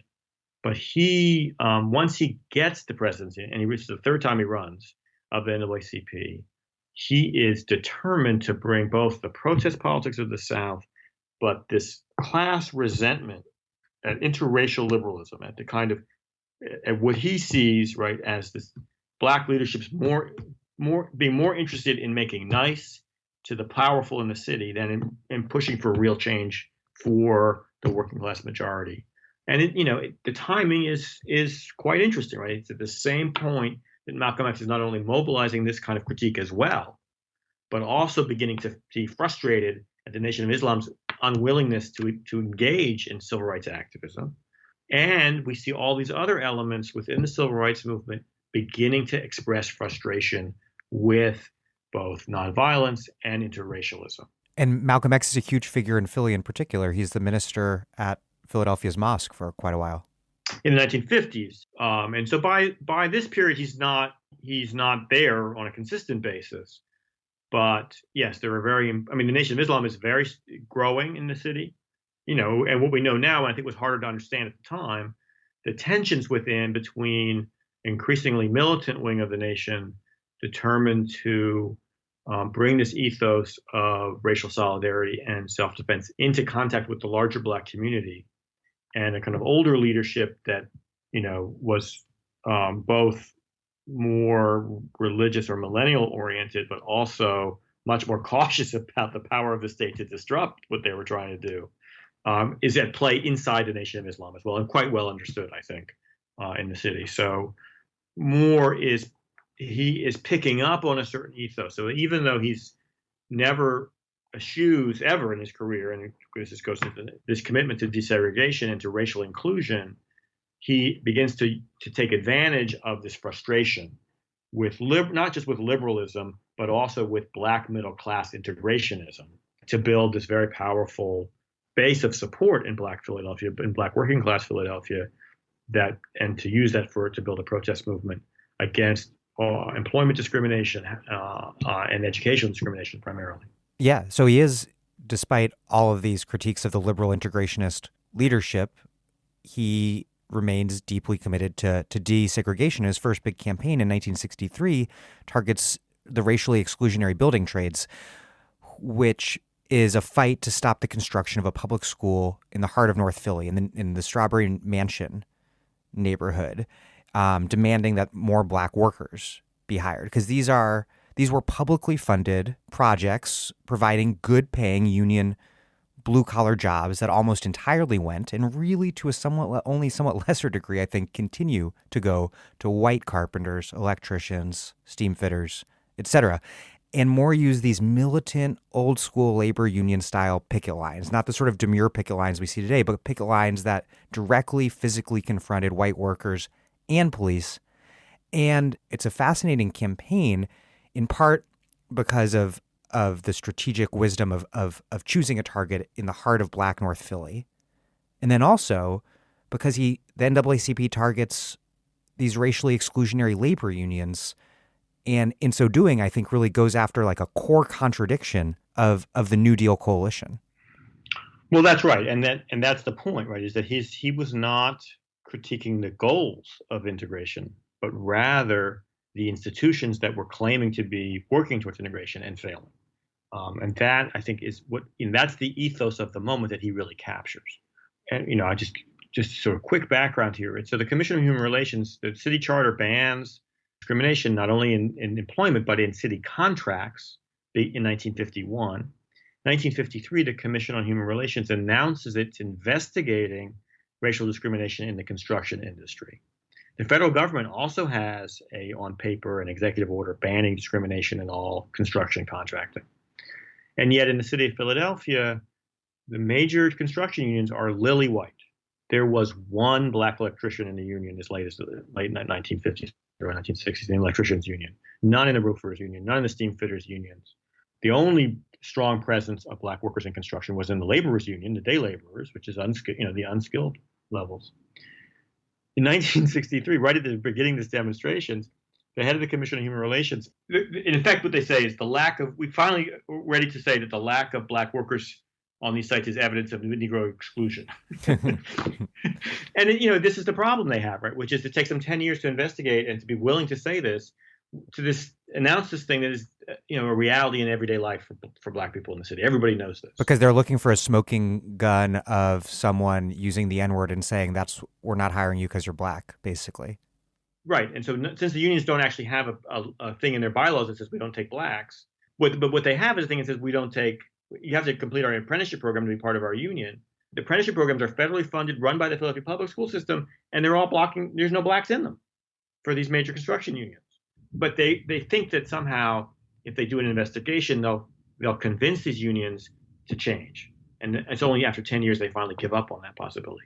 But by then it's way too late, right? And so when Moore comes along and says, look, they're not only are they building, are they have these contracts that were excluded for really good working class jobs. We can't get these jobs, but they have the gall to build a school in our neighborhood that's going to be an all Black school because of where they're putting it. And actually you're choosing locations for schools that are ensuring segregation in the school system, and they won't even let us build. They won't even let us work there. But this moment, which, one of the laborers says, it must be a false democracy if we can't get jobs building schools for our own kids. And so when he announces these demonstrations, and as you say, these are picket lines that are designed to, and they challenge these union workers, will you cross the picket line? And they also block supplies from being delivered. I mean, it is, and this is May of 1963, so it's the same month as the Birmingham protest with the fire hoses and the dogs. At the same time in Philadelphia, they literally shut down the city, in effect, with the demonstrations because there's so much mobilization. There's a parallel mobilization at the Municipal Service Building. Right. And so they're building also this downtown building, and there's just similar demonstrations there. And what is extraordinary, right, is that they obviously they blame the unions, they blame the contractors, but the primary target of the demonstrations is the Commission on Human Relations and the city government and the failure to enforce its own policies. And, by this point, the commission is saying, yes, we agree. In essence, we need affirmative action. It's not enough to ban discrimination. We need more than that if we're going to change the labor force. But they are either unwilling, and eventually the head of the commission will resign at this moment because he says the mayor won't back him. They don't have the power to force these powerful constituencies, the all white constituencies in that same New Deal coalition, the trade unions, to force them to change their policies. But what Moore's NAACP ultimately wins isn't so impressive either. And the story you tell here is a tragic one about the breakdown in the New Deal coalition. You write, quote, To poor blacks, white working class Catholics, and Jewish and white Protestant professionals and business people alike, the city's liberal democratic coalition promised economic prosperity and a decline in social conflict. It is the paradox and ultimate tragedy of the 1963 protests that both sides would come to believe that they had lost. From that point on, Democratic politicians in Philadelphia would find it nearly impossible to find satisfactory compromise between the competing interests of their black and white constituencies. And you write that it wasn't just about optimism about improving race relations, but really, maybe more importantly, this more general and pervasive post-war optimism about growth and affluence. And we always think about that optimism shifting into this pervasive pessimism and sense of scarcity in the 1970s. But what your book really, and other books like it really show is that it really was in the 50s and 60s that the feeling that one slice of a shrinking pie needed to be defended, that's when it emerged so powerfully in cities like Philly. So my question is, what does this conflict reveal about how black struggle and white racist reaction, how they both emerged within this seemingly zero-sum context of a city in decline? Because it seems as though, tragically, their interests really had become structurally opposed to one another, because construction jobs on publicly funded projects were really some of the last good pieces of a shrinking urban pie. So, yes, that's exactly right. But I think also there's part of the problem is an ideological one in white communities that is older than that moment, right? Right. So it goes back to the 1940s and to the 1930s. And to 1917, like we discussed at the top. Right. But it's not just racism, which is also, goes back a long way, but this notion that my rights include the right to white-only spaces, right? My right to, I built this union, it has apprenticeship rules. Yeah, those apprenticeship rules favor my children, but that's as it should be. I bought a house in this all-white neighborhood or suburb. I earned that, right? And so this whole ideology that I worked for this wasn't given to me by the state, I worked for this, becomes a defense for not sharing it. And that's true. And that's one thing in moments of prosperity or in places of prosperity. What happens in a place like Philadelphia, where, right, the transition from an industrial to a service economy or a finance economy begins in the early 1950s, really, with the close of the Korean War and the departure of the textile plants, is that you said it well. It's a zero-sum game. There are only so many crumbs that one can get, and most of those crumbs are from the state, right? And that's the thing about the contracting system, right? Which is that this, the ideology says this is free enterprise. The reality is that the construction jobs, the growth industries, finance, insurance, real estate, these are all bound up in the state and state regulation. And if you're going to, you have to, political power is what delivers that opportunity. What delivers the opportunity to have to work as a union electrician instead of at McDonald's. Exactly. And whereas the promise to black workers from political power is racial equity and equal opportunity, the less explicit but deeply understood promise to the white trade unionist, white working class communities in the city is, you earned yours, you can keep it. And the way you keep it is through political power, right? And so, and this is what the construction protest, and before that, the long and ineffectual history of the Commission on Human Relations revealed, right, is that this is not a technocratic liberalism government that's fulfilling its promises. This is about ethnic politics and racial politics and about the power to protect your community.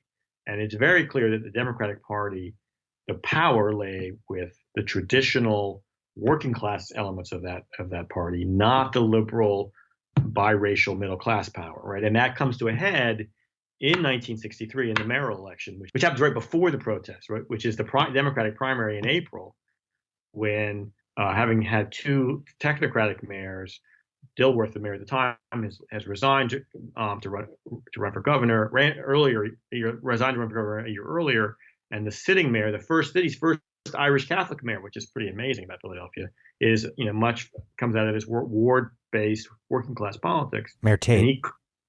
James Tate, and he clobbers Walter Phillips, the liberal candidate, in that election. will go on to be mayor. And that's the moment in which, in essence, the fig leaf of middle-class liberalism is removed from the Philadelphia Democratic Party machine.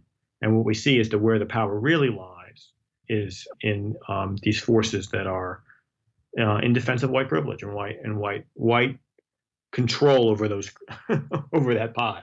The key figure in that reaction, in retrospect, is not Tate. It's Frank Rizzo, who in the early 60s, at the time of the 1964 North Philly riot, is the deputy commissioner of police.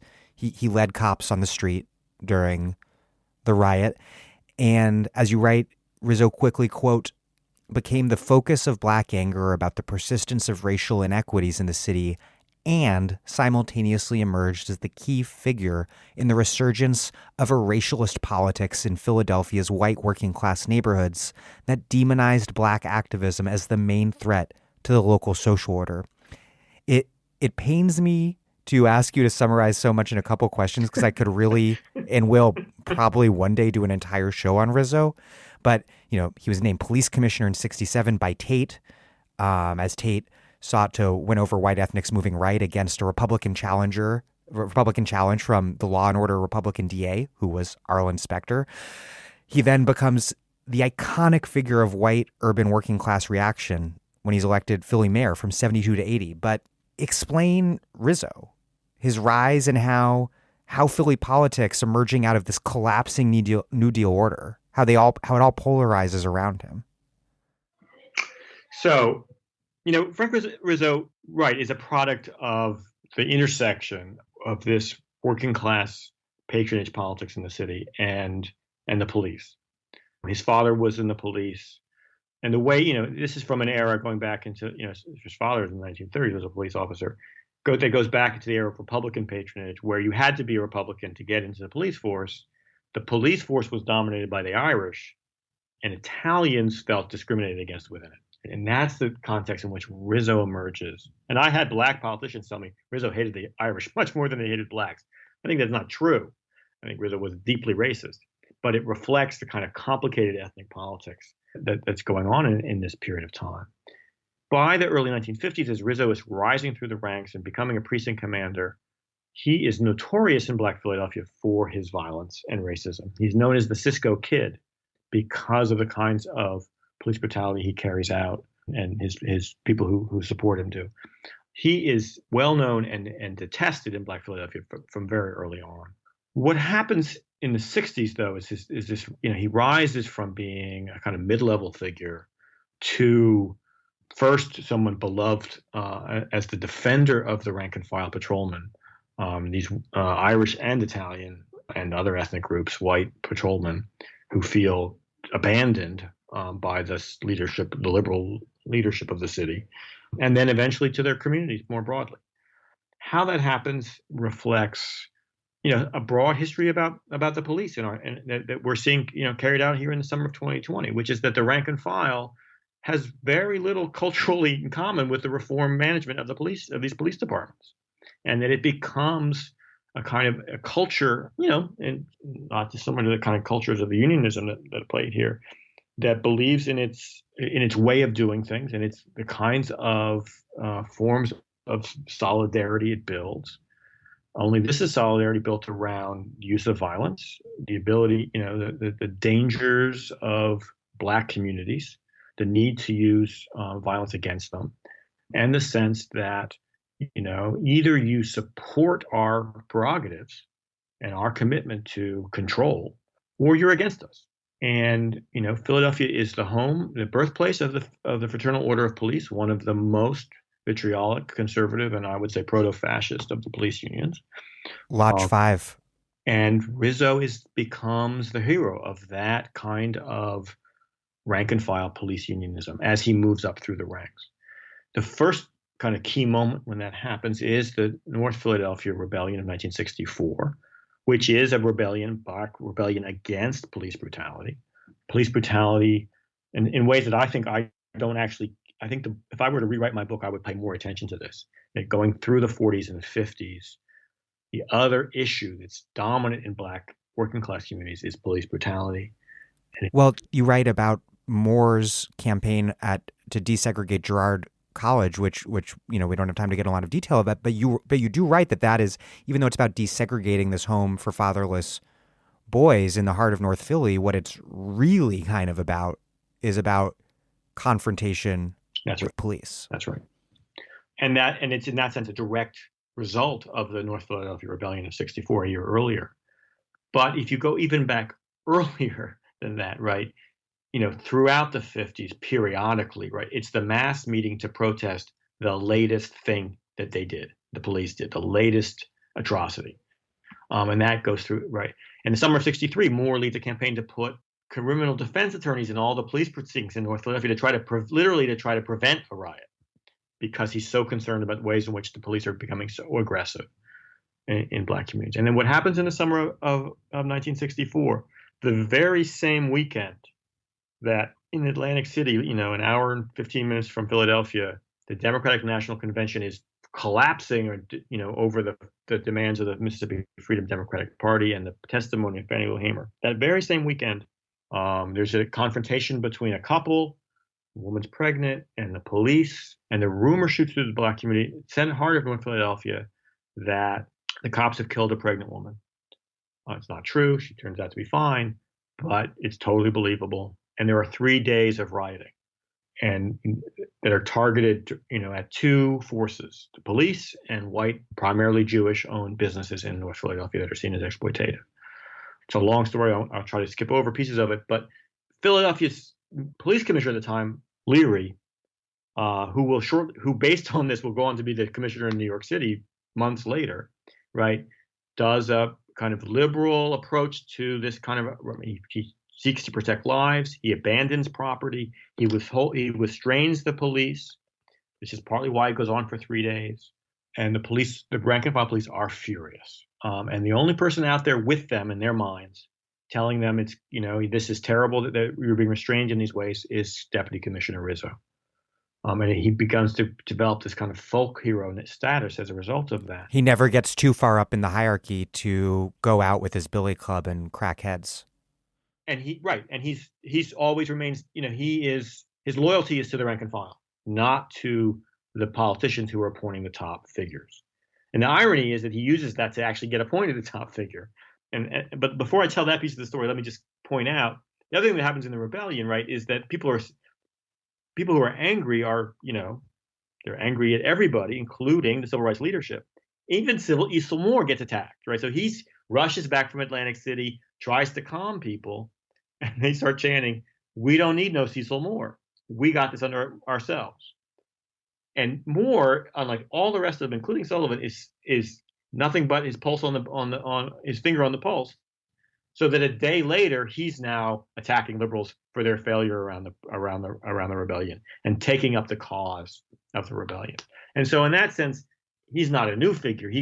But he and Rizzo both are lifted up in many ways by the rebellion and by the way they respond after the rebellion.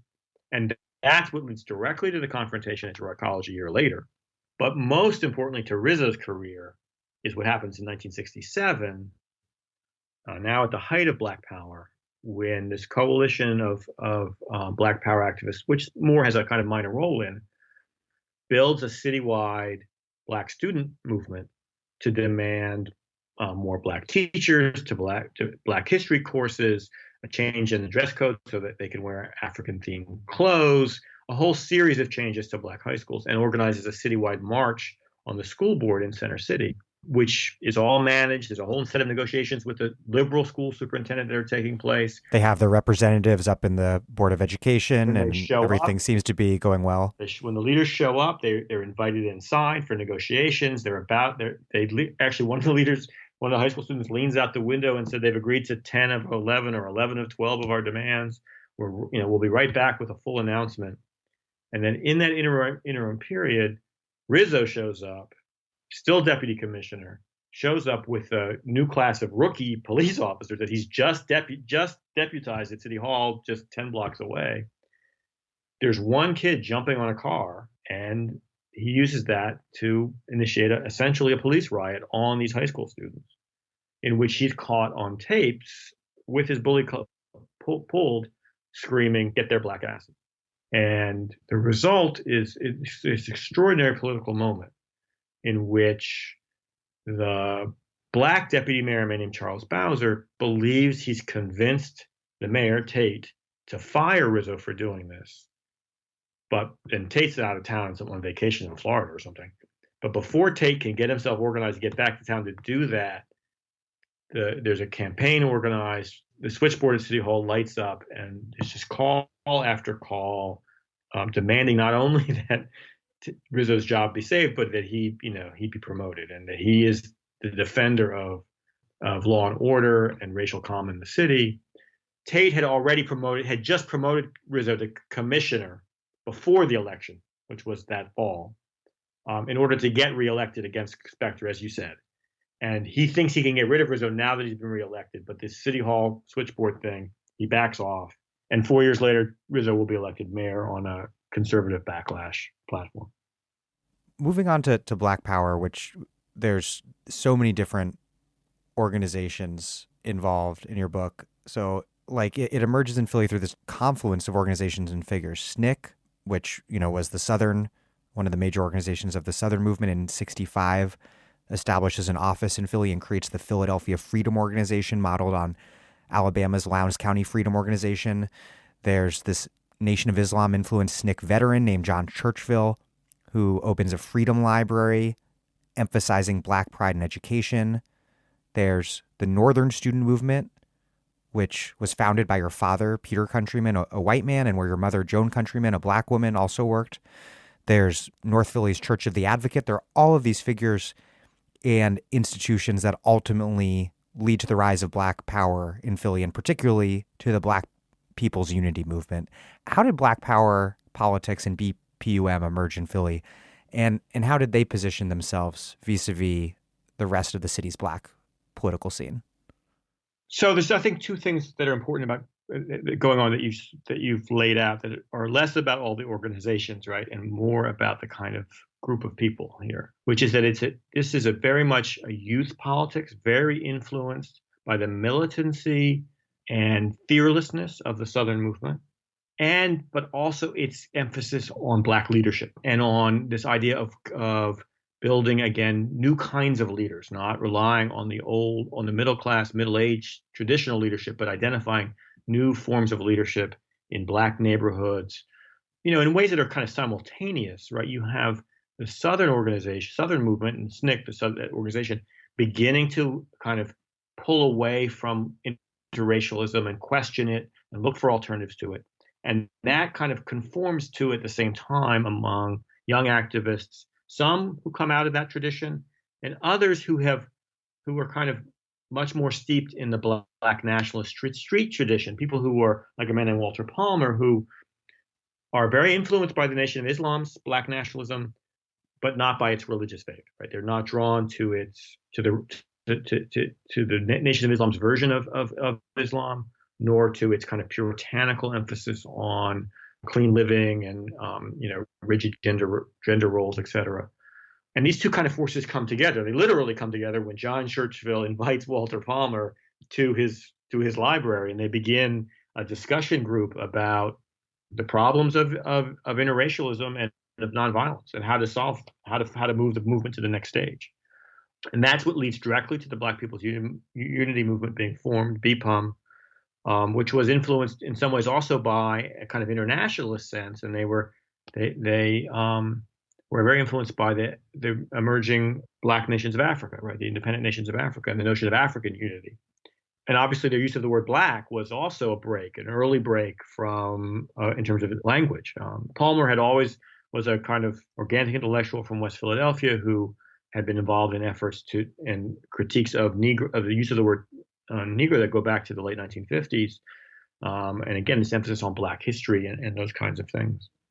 And so it all sort of comes together first in BPUM, and then SNCC's organization, the Philadelphia Freedom Organization, and actually the city's core chapter also makes this transition from being an integrationist, nonviolent organization to a primarily Black Power organization, all in the same period. But interestingly, and I think this is, it actually all predates the summer of '66 in many ways, the origins of this, or is simultaneous with it. And there's again a tendency to say, well, when Stokely Carmichael calls for Black Power in the march across Mississippi. This starts everything. Well, I think actually, no, it doesn't start everything.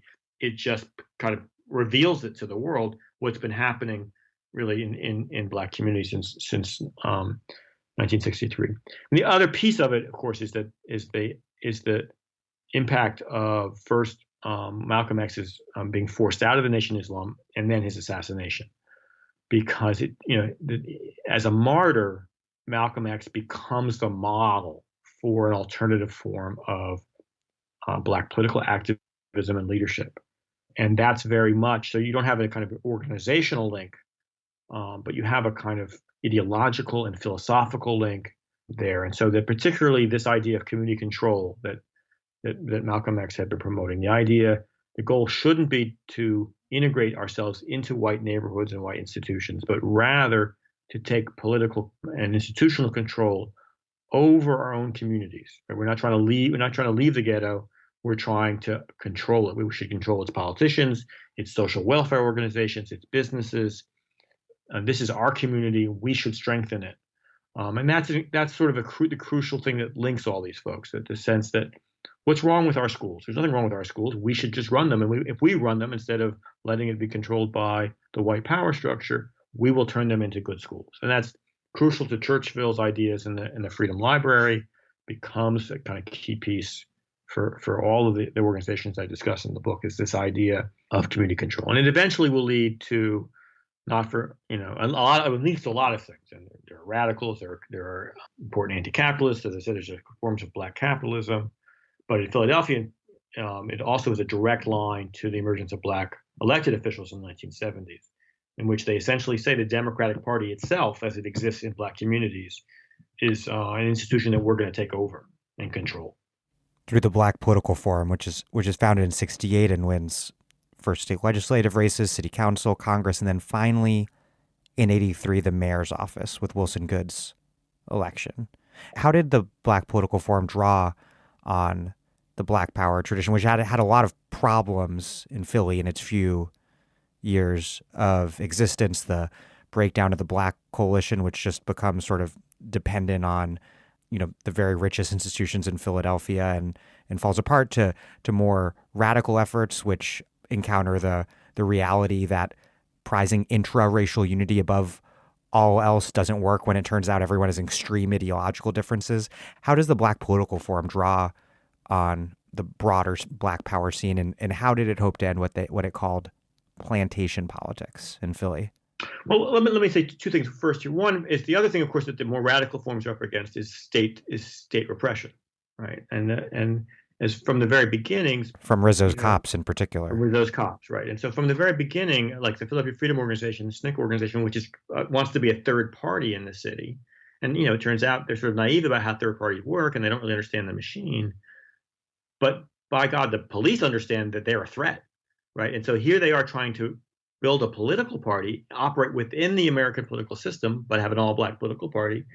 And not only are they harassed on a daily basis by cops, some of them masquerading as taxi cab drivers, but eventually they try to frame them with for hoarding dynamite to bomb what? Bomb City Hall, they claim, wow. Right? And it's and they're eventually forced out of town because... And they get totally, in the cops' case, gets totally credulously covered in the media. Exactly, even though, once it hits the courts, it's thrown out almost instantly because it's clearly... They don't even have ignition caps for the dynamite. It's so clearly a plant. Using, again, all the tactics we'll see with COINTELPRO. They find a guy who's got a criminal problem. They convince him to join the organization. He shows up claiming he's got this dynamite. And then before they can even get rid of the dynamite, they arrest them all, right? So that's the other piece of it. But the Panthers are brutally repressed. Brutally repressed in Philadelphia. They come late to Philadelphia, and they are brutally repressed in the city. In contrast, the Black Political Forum and the politicians it begins to organize are not. They want to operate within the Democratic Party structure, and their argument is essentially they use the primary system to attack what they call plantation politics. The idea that the only way to get elected is to get the approval of the Democratic Party organization, which is called the City Committee. And that's all white. That's white dominated. So all of the Black politicians, by this point, most of the Black majority state house districts, the city council areas have Black politicians in them. or in the process of that. But they're determined. Who gets in those positions is determined by the Democratic Party organization. So starting with Hardy Williams, who runs for state house in West Philadelphia in 1968, they build an organization committed to running insurgent campaigns in the primaries, to developing the skill sets to win those campaigns. Right. So it's from the very beginning. This is not third party kind of running for political office to make an ideological point or to advance a political campaign. These are hard-nosed campaigns to win office, to win representation, and eventually the idea is to win state power, right? And Wilson Goode, who will become is as I remember the campaign manager for Hardy Williams' first campaign, and they have a platform that talks about a new kind of youth politics. They want to address rising gang problem through social services and through a kind of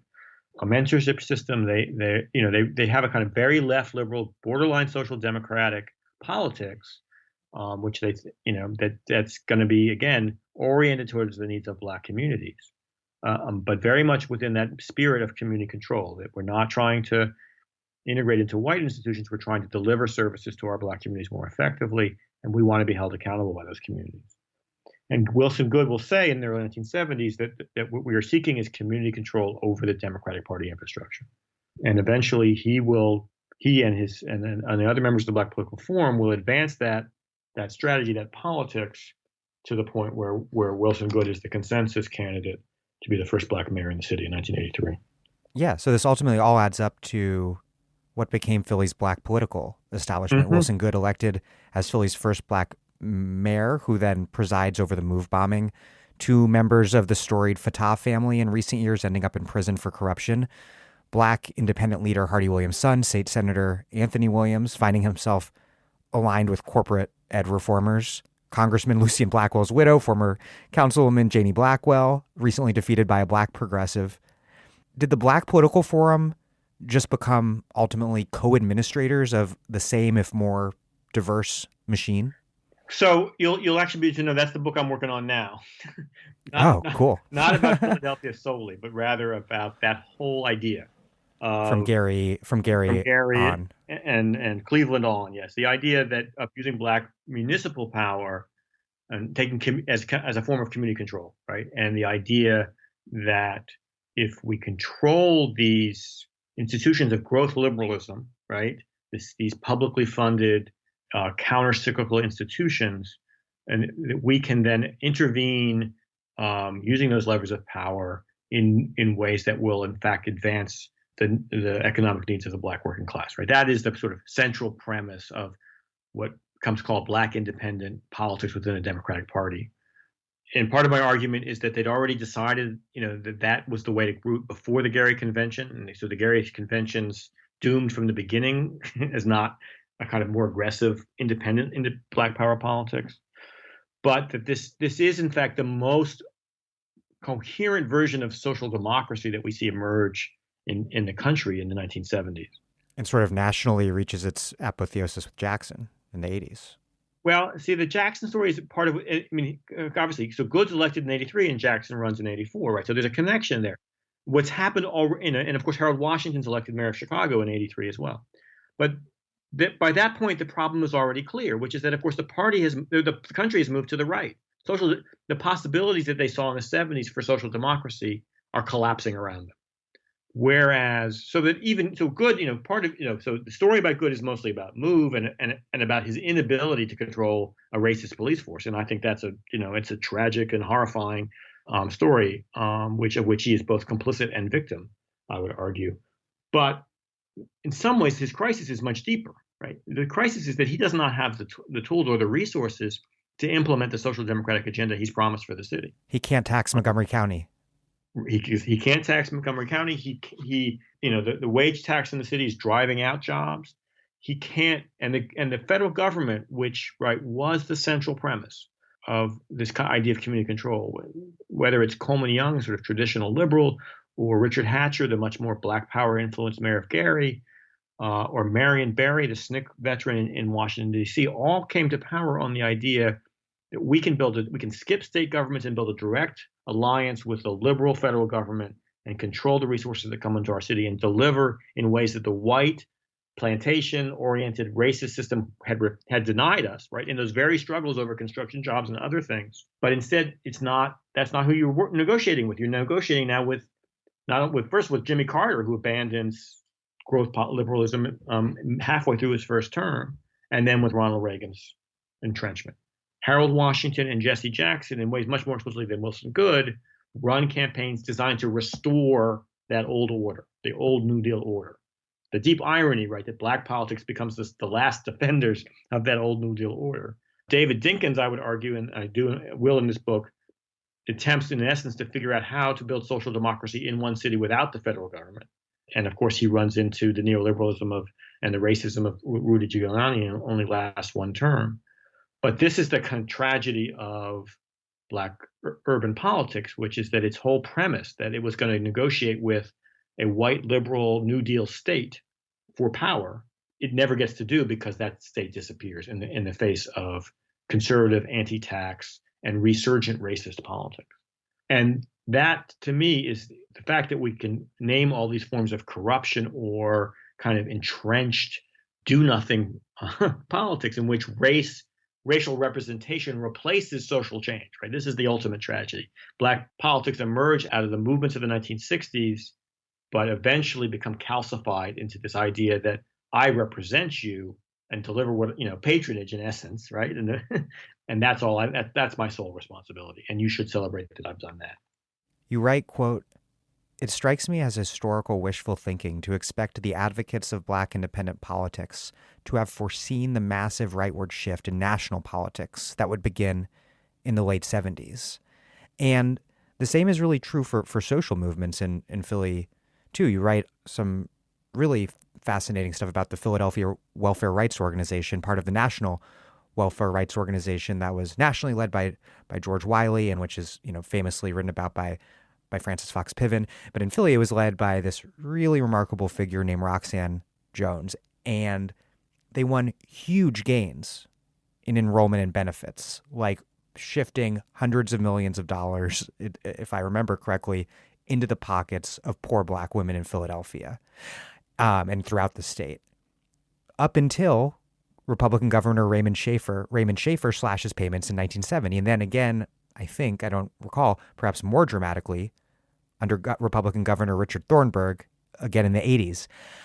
So were black freedom organizations basically the same situation as the rising black political class in terms of them being founded in response to and amid the contradictions of the New Deal order, and so inevitably incapable of confronting the new right in power? And even if it was inevitable, as I think you suggest, what lessons might be learned today on the left in general and for black organizers in particular?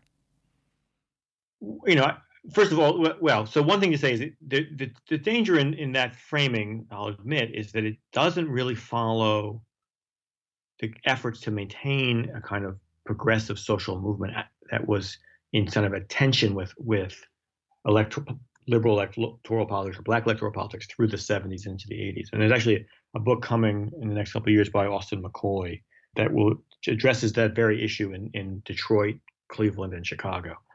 And so particularly in the context of the 70s economic crisis and deindustrialization, to say that they didn't succeed is not to say they didn't try, I guess is what I'm trying to say. So there are really interesting experiments with trying to figure out how to maintain a movement politics with the kind of notions of social transformation and racial and economic equity in a very different economic context. The second thing to say is, though, that I wrote those things, and I admit this, right? I wrote those before Barack Obama was elected. This book's somewhat old, and certainly before Black Lives Matter. And so I think we're going to have to rethink sort of these notions about what happens in this fallow period, if I can be use a little bit of hyperbole, because of course there was lots of activism, some of which I participated in between 1975 and 2008 or 2013. But in a broader sense, right, we have to grapple with the relative, or the at best episodic impact of left-wing, of progressive social movements in that period. And I guess I would say a couple things, right? One is, again, goes back to this politics of scarcity. In a period in which the kind of political consensus was not only scarcity, but the need to pull back state intervention, and the shift towards a kind of free market economic competition in a globalizing market, when in fact the U.S. sort of imperial advantage of the post-war period has gone. It turns out that there simply isn't the kind of breadth of constituencies available to really push forward the kinds of political change and economic changes, or the real addressing of our political economy in that period that would have sustained the hopes of the 1960s. I hope that was clear, right? That whether it's growing conservatism in the white working class, both some of it racist, but a lot of it simply kind of almost kind of like defensive, I would say, but also the ways in which the benefits of the New Deal system had produced certain kinds of prosperity among New Deal voters whose children end up moving to the right and in really interesting ways. And you have and kind of materially incorporating white ethnics as white. Exactly, that's right. But it's also true, right? I mean, and there's been really interesting work done about this, the ways in which white, sort of professional class white liberalism becomes increasingly unwilling to support economic equity, right? So liberalism becomes identified. I mean, some people attack this as identity politics. I think that's less interesting than viewing it as, again, very rights oriented, very much focused in on access and opportunity, but not focused in on, or sort of largely ignoring or playing down the ways in which professional class people benefit from an increasingly unjust economic system. So I think there was a tendency, and I don't think I was fully to bemoan the failures of the next generation of political leadership in the Black community, as if they kind of voluntaristically failed, right? As opposed to suggesting they were unprepared for these both shifts in demography and political economy they just created a really hostile terrain for that work.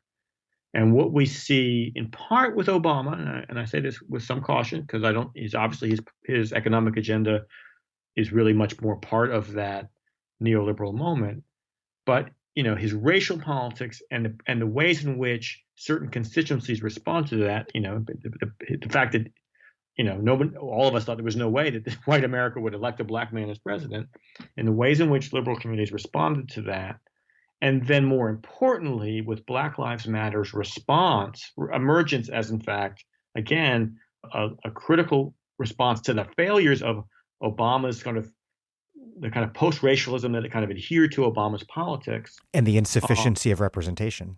And yes, and the finding of a kind of politics that allows you to act on that. And I think that's perhaps the point, right? Because there's nothing new about it with the Black community saying political representation has failed us. That goes, I was working on that stuff in the late 80s and early 90s, but nobody could figure out or generate in fact, a lot of that politics was actually neoliberal, right? People say, well, we're going to use our consumer power to get the private sector to fund our programs and things like that.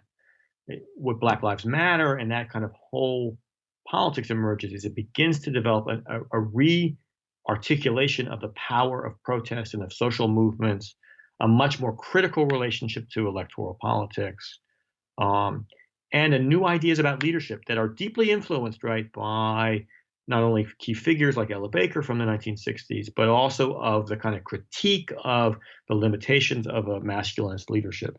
Some of which I try to talk about in my book. What's inspiring about this generation is, which I am too old to really include myself, is the ways in which they refashioned a social movement politics that not only has remade race and the way race operates, racial politics of the moment, and where obviously it's going to go one way or the other in a few months, but also forces us to rethink the history of social movements, not only of the 1950s and 60s, but of this fallow period in between. Well, Matthew Countryman, thank you very, very much. No, this was a great pleasure. And thank you for remembering my book. It's nice to be remembered.